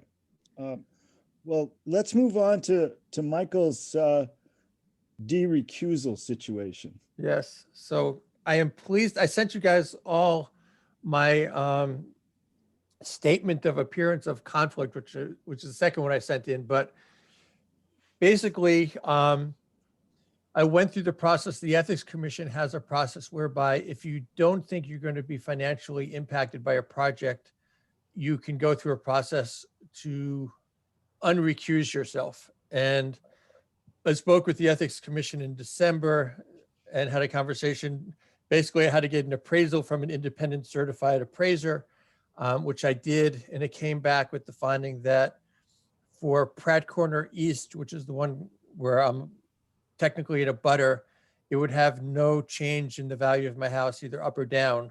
So I got a 23-page report from them, which I then sent to the Ethics Commission. And basically what the Ethics Commission says is if you follow the process and you have the right documentation, then you're allowed to participate. So I got an email back, which I sent to Deacon and I filed with Grace because you have to send it with the town clerk. And I think I sent it to Tessa, I'm not sure. But basically the Ethics Commission said that I'm allowed to participate. So for Pratt Corner East, I'll be able to participate and I'm no longer recused. And so given that, I submitted that appearance of conflict of interest just because I'm technically going to butter, but so it would appear that I have a conflict, but I'm not recused because of this valuation not changing. So it's good news. So there's 6 of us who can participate. So. good. Just remind me, was the letter sent to Coles that we had drafted? Yes. And as far as I know, there's been no answer. Okay, but that actually did go out. It was mailed. Yes, yes, Okay. it did. All right. Okay. And I did in my conversations with the town attorney, I was talking about these kinds of appraisal reports that members could get. And, you know, they're fairly expensive. I think, you know, they're on the order of $500. And Donna thought that the town could actually pay for that if that was its policy. If members were to try to get such a report and pay for it, the town could reimburse them. So that's something we might think about for our budget, accounting for fees for that in our budget in case any other members had to do it. I would support that. I think Deacon's got to deal with it for one of the other ones as I well. mean, I think you should save your receipt, Michael. Oh, I got it. It was $500, by the way. Well, Jeff. that's about $21 a page. If you got 23 pages, that's cheap. I had to talk them down too. Originally, they quoted it higher, and I said, I don't need the full appraisal. I just need to document there won't be a change. So I got the deal on that. But yeah, I mean, if we wanted to do that, it's always good to get the $500 back. So I'd love that. Do they have a group discount, Michael? I'll get a finder's fee if I Yeah. share the name with Deacon. Yeah, a referral fee, that's right. Yeah. I mean, my intention is to keep track of what's going on with the one proposed behind Penny Kim. We always thought that area was waterlogged. So I don't know if they're actually, I don't actually know what's going to happen with the ANRAD on that one, but I will try to keep track. I mean, whether it's the town or me that has to come up with the money to get me de-recused on that one, it's expensive. More than I have a question about that.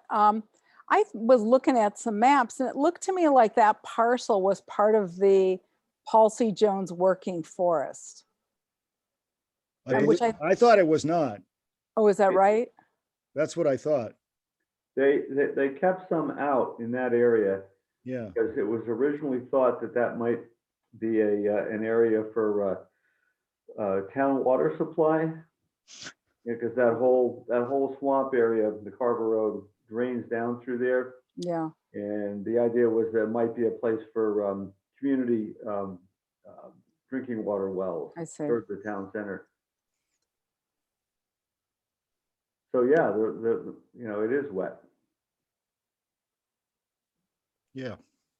Well, Deacon, just because I am interested in terms of, I mean, I have the receipt, obviously. But what would you like me to do? I mean, should I just hold on to it and then we revisit this, or?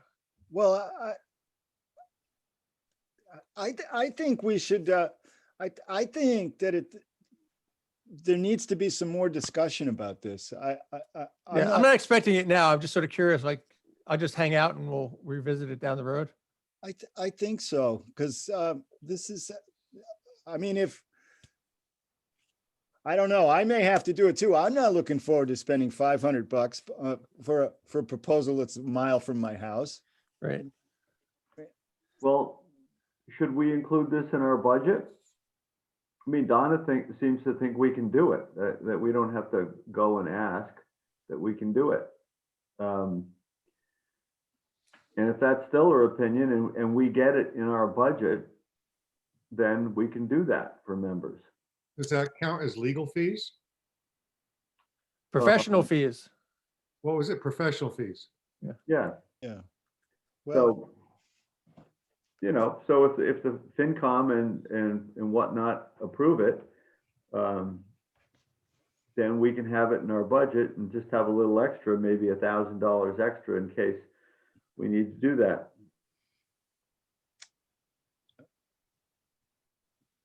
that's good. That's good. But we'd have to try to reach out to FinCom and make that proposal. To Yeah. add that to our budget. Yeah. Do we have a budget? Little one, a couple thousand maybe. Okay. Is it? Yeah. The last I looked at was 1,500. Oh, yes. So we're still a deal for the town. Well, What would they get? we don't cost much. No. So is that Deacon, you as the chair reaching out because it seems like they'd probably be finalizing the budget nowish or soon. I don't know when they're finishing the budget process with the select board. I'll try to find out. Thank you for checking into that, Jeff. I appreciate it.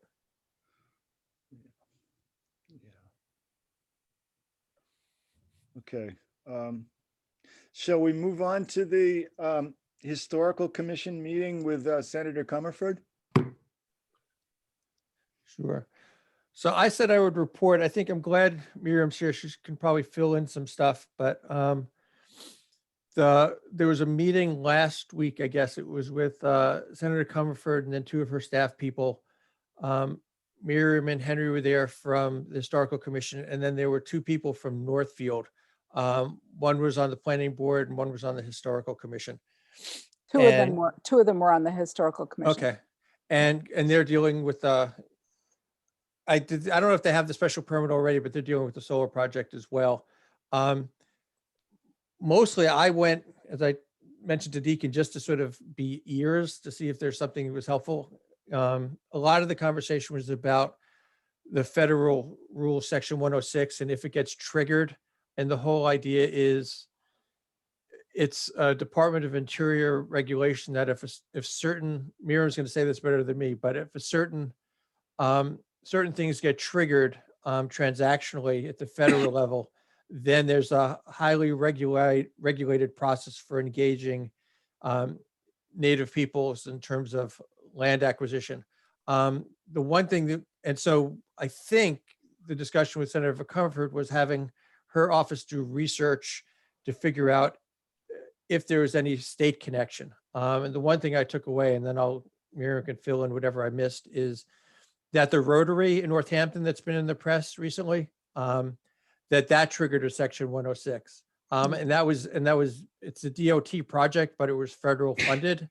And so what was interesting is that it's not necessarily the immediate partner, but if there's federal funding behind it, like this DOT project, then it was agreed that it was a section 106. So that's what got triggered. And so I guess the conversation that I got from it is part of its timing. So there's permitting and things like that that was required by the feds that might happen after a special permit or, less clear things. So if FERC gives permission, is giving permission by the Federal Energy Regulation Commission, a public taking, and that trigger 106, and when does it happen? I didn't personally come away with a lot of clarity about that, but I think that was the question. So that's my report, Deacon. Okay. So, I mean, I know that the section 106 was not triggered in the case of Wheelock. No, that's not true. That's not true, Deacon. I'm sorry. Well, there was a federal nexus. And we're still in the same situation now. And the federal nexus was? The construction company has to apply for an EPA stormwater construction permit called the construction general permit. And the EPA is very clear that that does fall under section 106. And it has a whole very detailed process by which the contractor or developer has to document that they've complied with the consultation requirements. So in that case, it just never happened. But it's become very clear from the research we've done that it is a section 106 undertaking. So. What's the timing of that, Miriam? Is that in relation to a special permit? It's an interesting thing because when you apply for the permit, when you submit your permit. Which permit? For the construction general permit, Okay. the EPA permit. What triggers that? What? What triggers that? It's basically the construction company has to, the subcontractor had to submit that. Or sometimes the developer could, but usually I think it's the construction company. But why, So, but why doesn't everybody else who's doing a project in town have to, I mean, but well, what any- sets them apart? I believe that these permits, I've talked with Janice Stone about this. She said these permits are regularly pulled by development projects every day of the week, that they're very, very common whenever there's a stormwater management plan. So when you submit that application, there's I'm just going to summarize, there's basically some check boxes you have to tick off. And one of them is there's no historic properties. If you can't, or no suspected historic properties. If you can't check off that box, then you go to an appendix where there's a whole decision tree of steps that you have to take. You have to send notices to tribal historic preservation offices and the Mass Historical Commission. And then you have to document how you consulted with these parties and how you reached an agreement with them. So, What if you do basically, check off the box? what? What if you do check off the box? Well, then nothing happens. Is that what the Wheelock developers did? They checked Yeah, off the they box? checked off that box. So is that contestable? Or, I don't know after the fact. I think going forward, we can be proactive in communicating with the AMP Solar and perhaps with their subcontractor, because the Historical Commission does believe that there are historic properties on these sites. We have some information which, when the time comes, we'll share with the commission, the planning board. But really, because when you submit that application, this whole process is supposed to be concluded. You're basically, you're summarizing all the steps you've already taken. It means that this activity of communicating with the tribes and trying to reach a resolution should happen very, very early on in the project planning phase, so that it's all wrapped up at the point when a contractor needs to apply for this permit. So I think that's one of the important takeaways from this, is that they would need to be included very early on. so I remember one of the biggest issue with Wheelock was whether tribes were going to be allowed on the site to do Right. reconnaissance in person on the site. Now, is that is that a required part of the 106 that they do go on the site? Usually, in most cases, I haven't heard of a single case where that was not the case. That the consultation is supposed to be cooperative, it's supposed to be flexible and meaningful and respectful of all of the parties to the consultation. So what I would imagine would happen if, let's say, a landowner refused to cooperate, they wouldn't be eligible for the permit. For the federal permit. For the federal permit, because the tribes would be consulting with the EPA at that point and would probably raise their concerns about the lack of cooperation, and the permit might be held up. Okay, is there a difference between needing a construction general permit and using federal funds for your project? Those are just two different kinds of federal nexuses or nexi. So if you are receiving federal funding, then whatever agency is providing the federal funding becomes the consulting agency for Section 106. If there's a federal agency providing a permit or an approval or issuing a license, then those agencies are the involved agencies. If you're, for example, federal loan guarantees would even count as a federal undertaking. I don't know which is it, the IRS?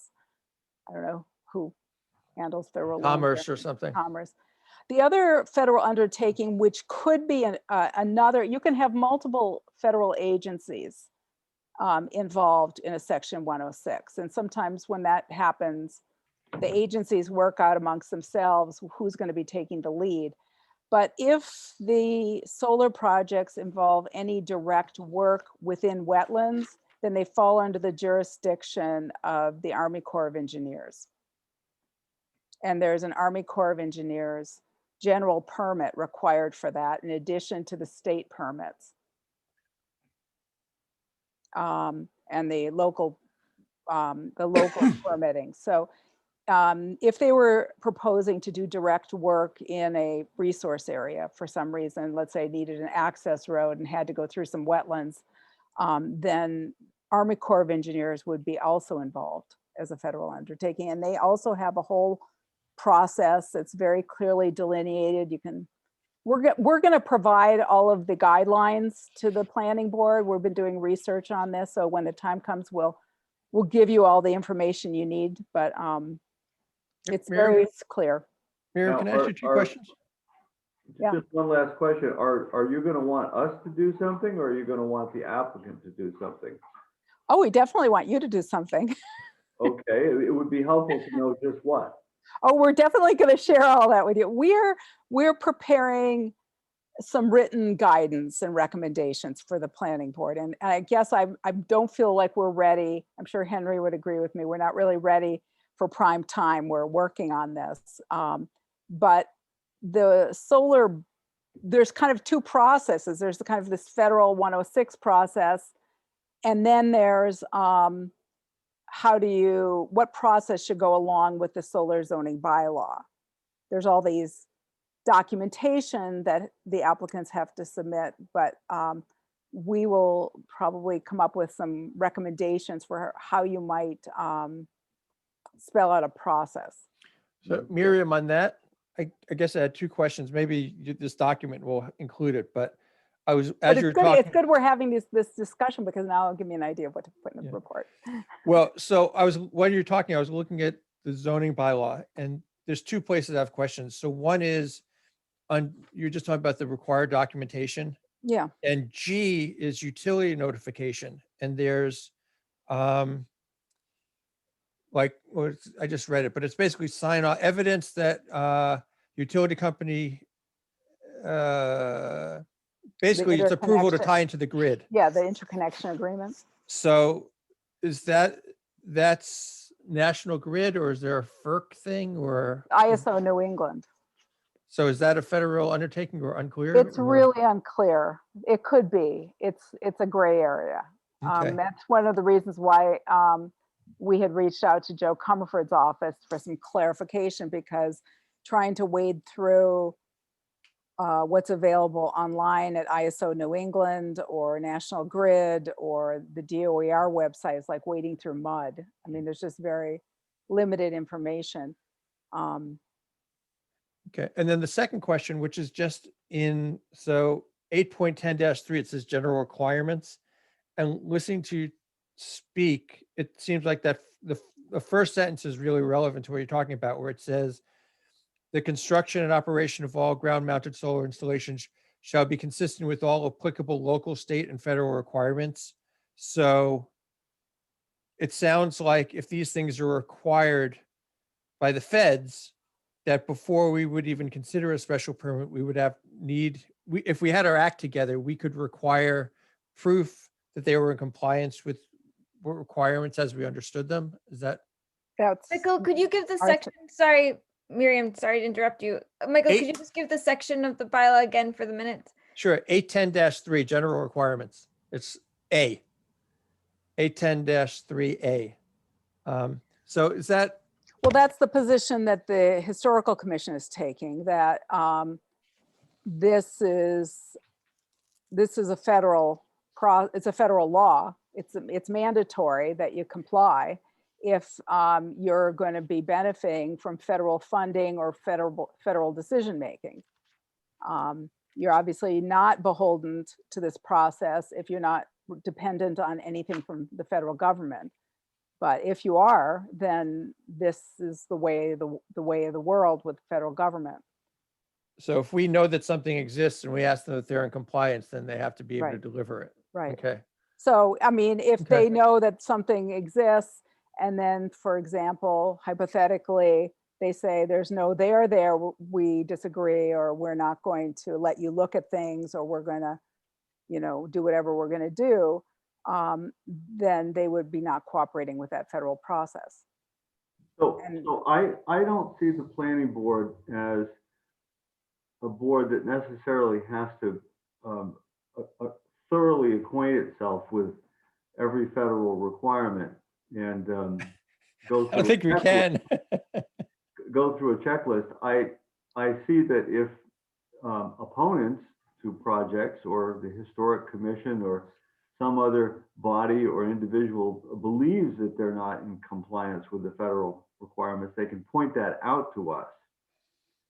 But I don't necessarily want to go down the rabbit trail of learning every in and out of all these federal processes and, you know, being the keeper of them as a planning board.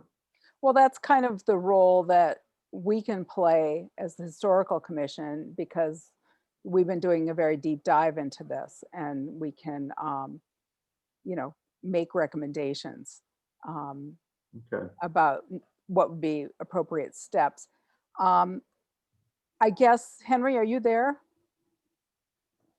Muted. I guess he tuned It's out. cooking dinner. We will, so the way that we're anticipating, we're waiting until these applications are submitted, but because we need to see where the area of potential effect is, and it's hard to base it on the ANRADs because it could change, and the ANRADs are even changing.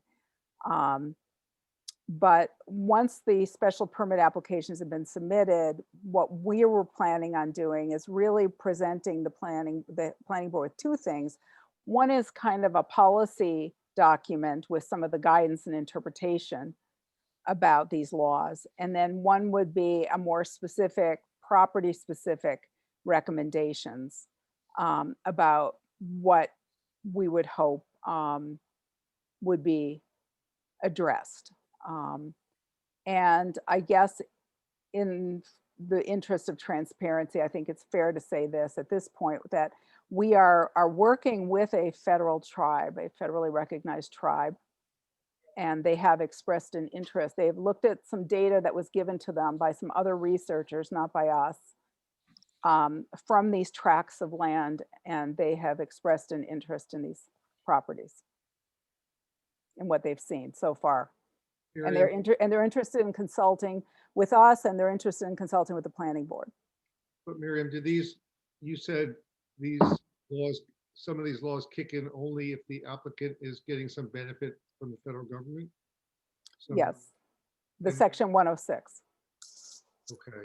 And what do you know off the top of your head, the nature of that benefit? Is it in tax relief? Could it be in any kind of? It could be anything, but I don't know about tax relief, actually. I think like tax credits doesn't count because it's kind of a passive process. You just file, you know, it's not like the IRS has to approve it. But I think many other kinds of financial vehicles do count. But for this situation, really what we've identified is with a fair degree of confidence is that the EPA construction general permit is a federal undertaking, and the permitting from the U.S. Army Corps of Engineers if they're doing work in a jurisdictional wetland. One of the Does the EPA permit have thresholds thresholds for what? for having to apply for it or not? No. It's kind of a yes or no. I mean, you have to, you mean whether you apply for the permit or whether you have to do section 106? I guess I misunderstood. Whether you're into that permit, because I mean the Conservation Commission deals with wetlands permits all the time. Yeah. That are not getting. Well, the NPD. So yeah.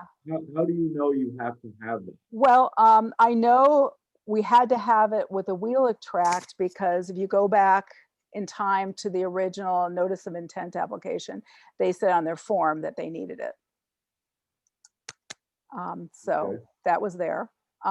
But Massachusetts doesn't administer the NPDES program. Most states do, but in Massachusetts they do not. And so the feds do it. Okay, be interesting to see what they do. Yeah. We're working with we're beginning to consult with a deputy Tippo from the Wampanoag tribe of Gayhead Aquina, and they have expressed to us in writing that they're interested in consulting, and we're hoping that we can bridge that communication with the planning board so that there can be an exchange of information.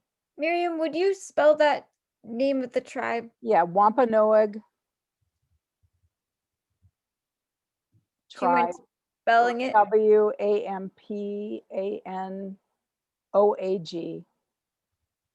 tribe of Gayhead. Those are two different words. And then in a parentheses after that, I know it's complicated, it's a mouthful. It's Aquina, Aquinnah, close parentheses. One more time with that last part. AQU. Uinnah. And so they are one of the two federally recognized Massachusetts tribes.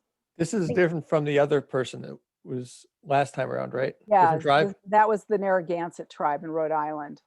That was Doug Harris. This is a different tribe. They do a lot of work on development projects all over Western Massachusetts, and they have a deputy Tippo who's based in Western Mass who works on projects. Mark Andrews, been working on the roundabout project. They've worked on a number of solar projects in the past. So my sense is that, you know, they're very reasonable and very knowledgeable about development projects. Miriam, maybe I'm mistaken, but aren't they really in the southeastern part of Massachusetts in the vineyard? You can't really go, Steve, by where they're located now. You have to look at where were they located before tribes were displaced, because there are no settled communities of tribal communities in Western Mass any longer. They've all been dislocated. So the way that the federal tribes do it is that they look at who had a historical and kinship relationship to the tribes that were living in this area. And so the Wampanoag of Gayhead Aquina were very closely connected to the tribes that lived here in the 16th century, 17th century. So it's that relationship which gives them. It's that relationship. Yeah, We've also had some communication with some other tribes, but at this point, and there may be some others that are interested, but at the very least, the Wampanoag are interested in working with us. Miriam, my understanding is that for this process, it's got to be a federally recognized tribe as opposed to a state recognized tribe. And they're Well, not the right. same. Well, that's correct. For Section 106, it gets triggered in the consultation is between a federally recognized tribe, though state recognized tribes can participate. They don't have the same role in the process.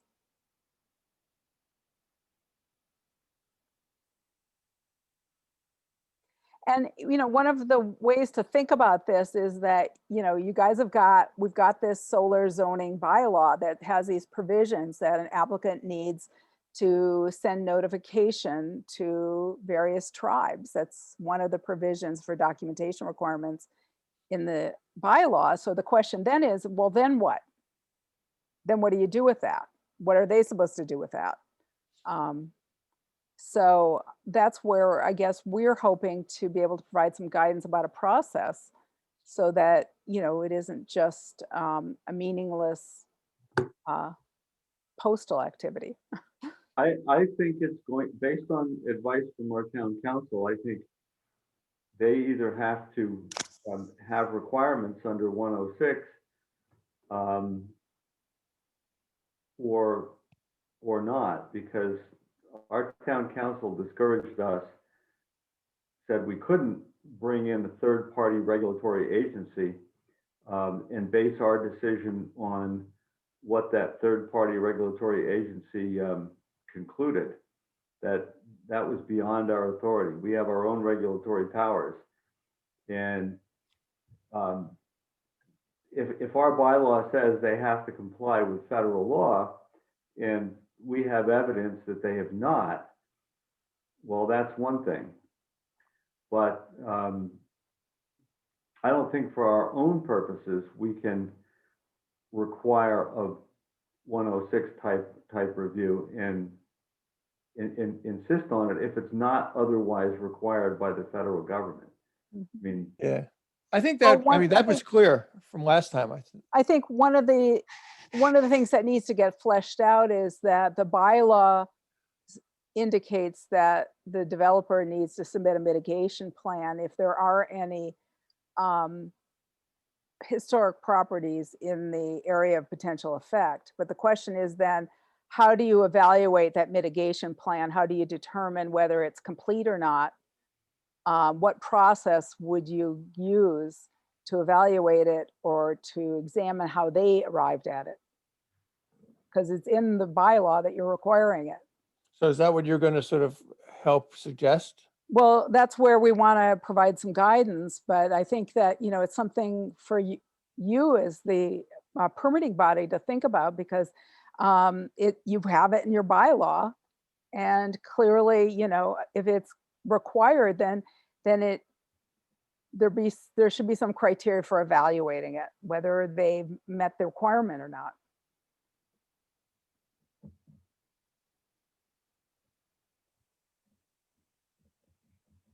all right, Deacon, let's move on. 9 o'clock. Good Okay, with that. I'm good with Thank you, that. Miriam. all right, stay tuned. Well, the last item I had was just the AMP solar update. Just to come to a common understanding of where things are at with it. I have one detail to add on that. January 26th has come and gone, and that was the date by which they had to submit definitive subdivision plans in order to potentially grandfather their projects under the old zoning. And no such plans were submitted, so our newly adopted zoning bylaw controls all these projects. Yeah, I was thinking about that. Yeah. And the tidbit I have in terms of the AMP solar was, my understanding was that AMP solar was going to be meeting with the select board sometime in the near future to follow through on the interest of getting some memorandum of understanding with the town about this whole, do we want to have a maintenance agreement, what they're calling the public-private partnership, which I think is a bogus title for it. But it was supposed to be this week and that meeting got postponed. So I don't know when the meeting is, but it seems like that's something that's coming up. It's with the select board and not the planning board. It's, you know, it's separate from this special permit process for sure. And I personally find it a little discomforting, you know, because I don't think the town should be signing any MOU for something that there's no projects submitted or approved for. So it seems a little odd, but Don't they need something like that by March 1st or whatever? Isn't there some kind of deadline coming up where they have to have some kind of town buy-in, or? They Yeah, want well, they they want want it. it. Huh? Yeah. They want it. Yeah, they've got to do, I think they got to commit to National Grid for a $12 million upgrade. And so, you know, from a business perspective, my sense is that they don't want to go forward and plunk down the money or make any kind of financial commitments unless they know the town's behind them. But it seems like total cart before the horse, because we don't even have a proposal. So. And Michael, I also am uncomfortable with the way it's being framed. I don't know who's framing it as a public-private partnership. Yeah, I think it's AMP Solar. I mean, it sounds like a very clever positioning and not really reflect what's going on. Yeah, I would agree. The hired help. Yes. Is there any understanding of what a possible text for an MOU would be? I think it's an expression of interest of some sort. You know, I don't think anyone can commit to anything without a town meeting vote, or, you know, I mean, the select board can sign contracts, but they can't commit to anything in some regard. Well, That's a commitment. Yeah, so I don't know what the text would be, but I think my impression is AMSOL was looking for, an expression of interest. I wouldn't spend $10 million on something like that, but I don't know really, Deacon. That's as much as I've got from just sort of what I've heard. And I agree with you, Steve. I mean, it's not a partnership at all. No. We're the hired help that's taking on liability for No, whatever they're going to that's give us. Yeah. So it would be nice if we could call it what it really is and not put a name on it that feels like a sales name, positioning. I have a question for Tessa. What the status was of the ANRAD for Baker Road. no, not Baker Road, for the one at the corner of Leverett and Montague behind Penny Kim's house. Hasn't gone through yet. That's the most recent. Is that the Leverett Road West? Leverett, yeah. Yeah. That one is being continued. It's until I believe April. So that one hasn't gone through a peer review process yet. It just has been approved for the peer review process. So do you have a sense of do you have any sense at all of when that ANRAD might be done? It depends on how quickly so partly it's delayed because of the snow. So they can't do our peer reviewer can't go out and dig the soil pits that are required until the snow is decreased. So that, and then that will be the site visit for the peer reviewer to analyze the maps. And then that takes some time. So it's been slow. It's been slow getting the maps back. It's been slow. So Tessa, aside from Pratt Corner East, have any other ANRADs been approved? Pratt Corner West. That's the bottom of the hill, right? Yeah. I'm not sure exactly how they're all related. Yeah. But and then Baker Road is going to be opened this coming Thursday this week to be discussed, but it'll be up to the commission whether it'll be. And so that's a 6th site. So there's 5 sites, and then if they did go forward with Baker, that would be the 6th. Yes. So Deacon, it sounds like you should ask for a budget increase of $2,000 if they're including Baker. Well, if they're including Baker. They want to close out. I mean, they had already started the process. I mean, they're just closing out the ORAD. I mean, the ANRAD to the ORAD. I don't know that means that they actually. We don't know. Yeah. We don't know. I'm having to be very careful. We don't know. There's no projects associated with any of these ANRADs. But I mean, my understanding is that AMP has expressed the view that they're not really interested in right now in doing something on Baker Road. That has been expressed. That it's a very has been mentioned that they are not. You can look at the wetlands maps. Yeah, well, they can look at the wetlands maps for Leverett Montague too. I mean, Yeah. But it does seem if they don't get all the 5 that they want, then if they're looking for a maximum megawattage, they might look elsewhere for new locations in town. And I guess my position comment is that if you are interested, it'll be the select board's decision, but if you're interested to learn about the SMART program, I would definitely recommend visiting the Clean Energy Extension site at UMass. Oh, this is like a 2-minute thing. Miriam, if you can keep it to 2 minutes, but you had mentioned something to me about the map thing and the date. The SMART. Yeah, when we talked to Joe, you said that there's a date of effectiveness. Yeah, so the DOER, they passed new guidelines for sites, the siting requirements for eligibility for the SMART program. And there's a grandfather clause. So depending on when you submit your interconnection agreement application and when you get control of the site, whatever that means, I don't know what that means. Probably a lease is finalized or something. After a certain date, you can no longer put SMART eligible projects in most of Shutesbury because all of Shutesbury shows up on the biomap 2. You said that was January 1st or January 15th or something? No. Or It's, April? it was April of 2020 for site control. And then there was a September 2019 date for submitting your interconnection agreement application. And my guess is that they submitted this. I mean, I've tried to look it up. I think they submitted these applications a long time ago. They wouldn't be going through all of this, I don't think, if they didn't know that they were going to be eligible for the SMART program. It's my The theory. you- first I'm just saying, if iteration. you have questions, I would definitely reach out to the Clean Energy Extension at UMass. But they don't have information about specific projects.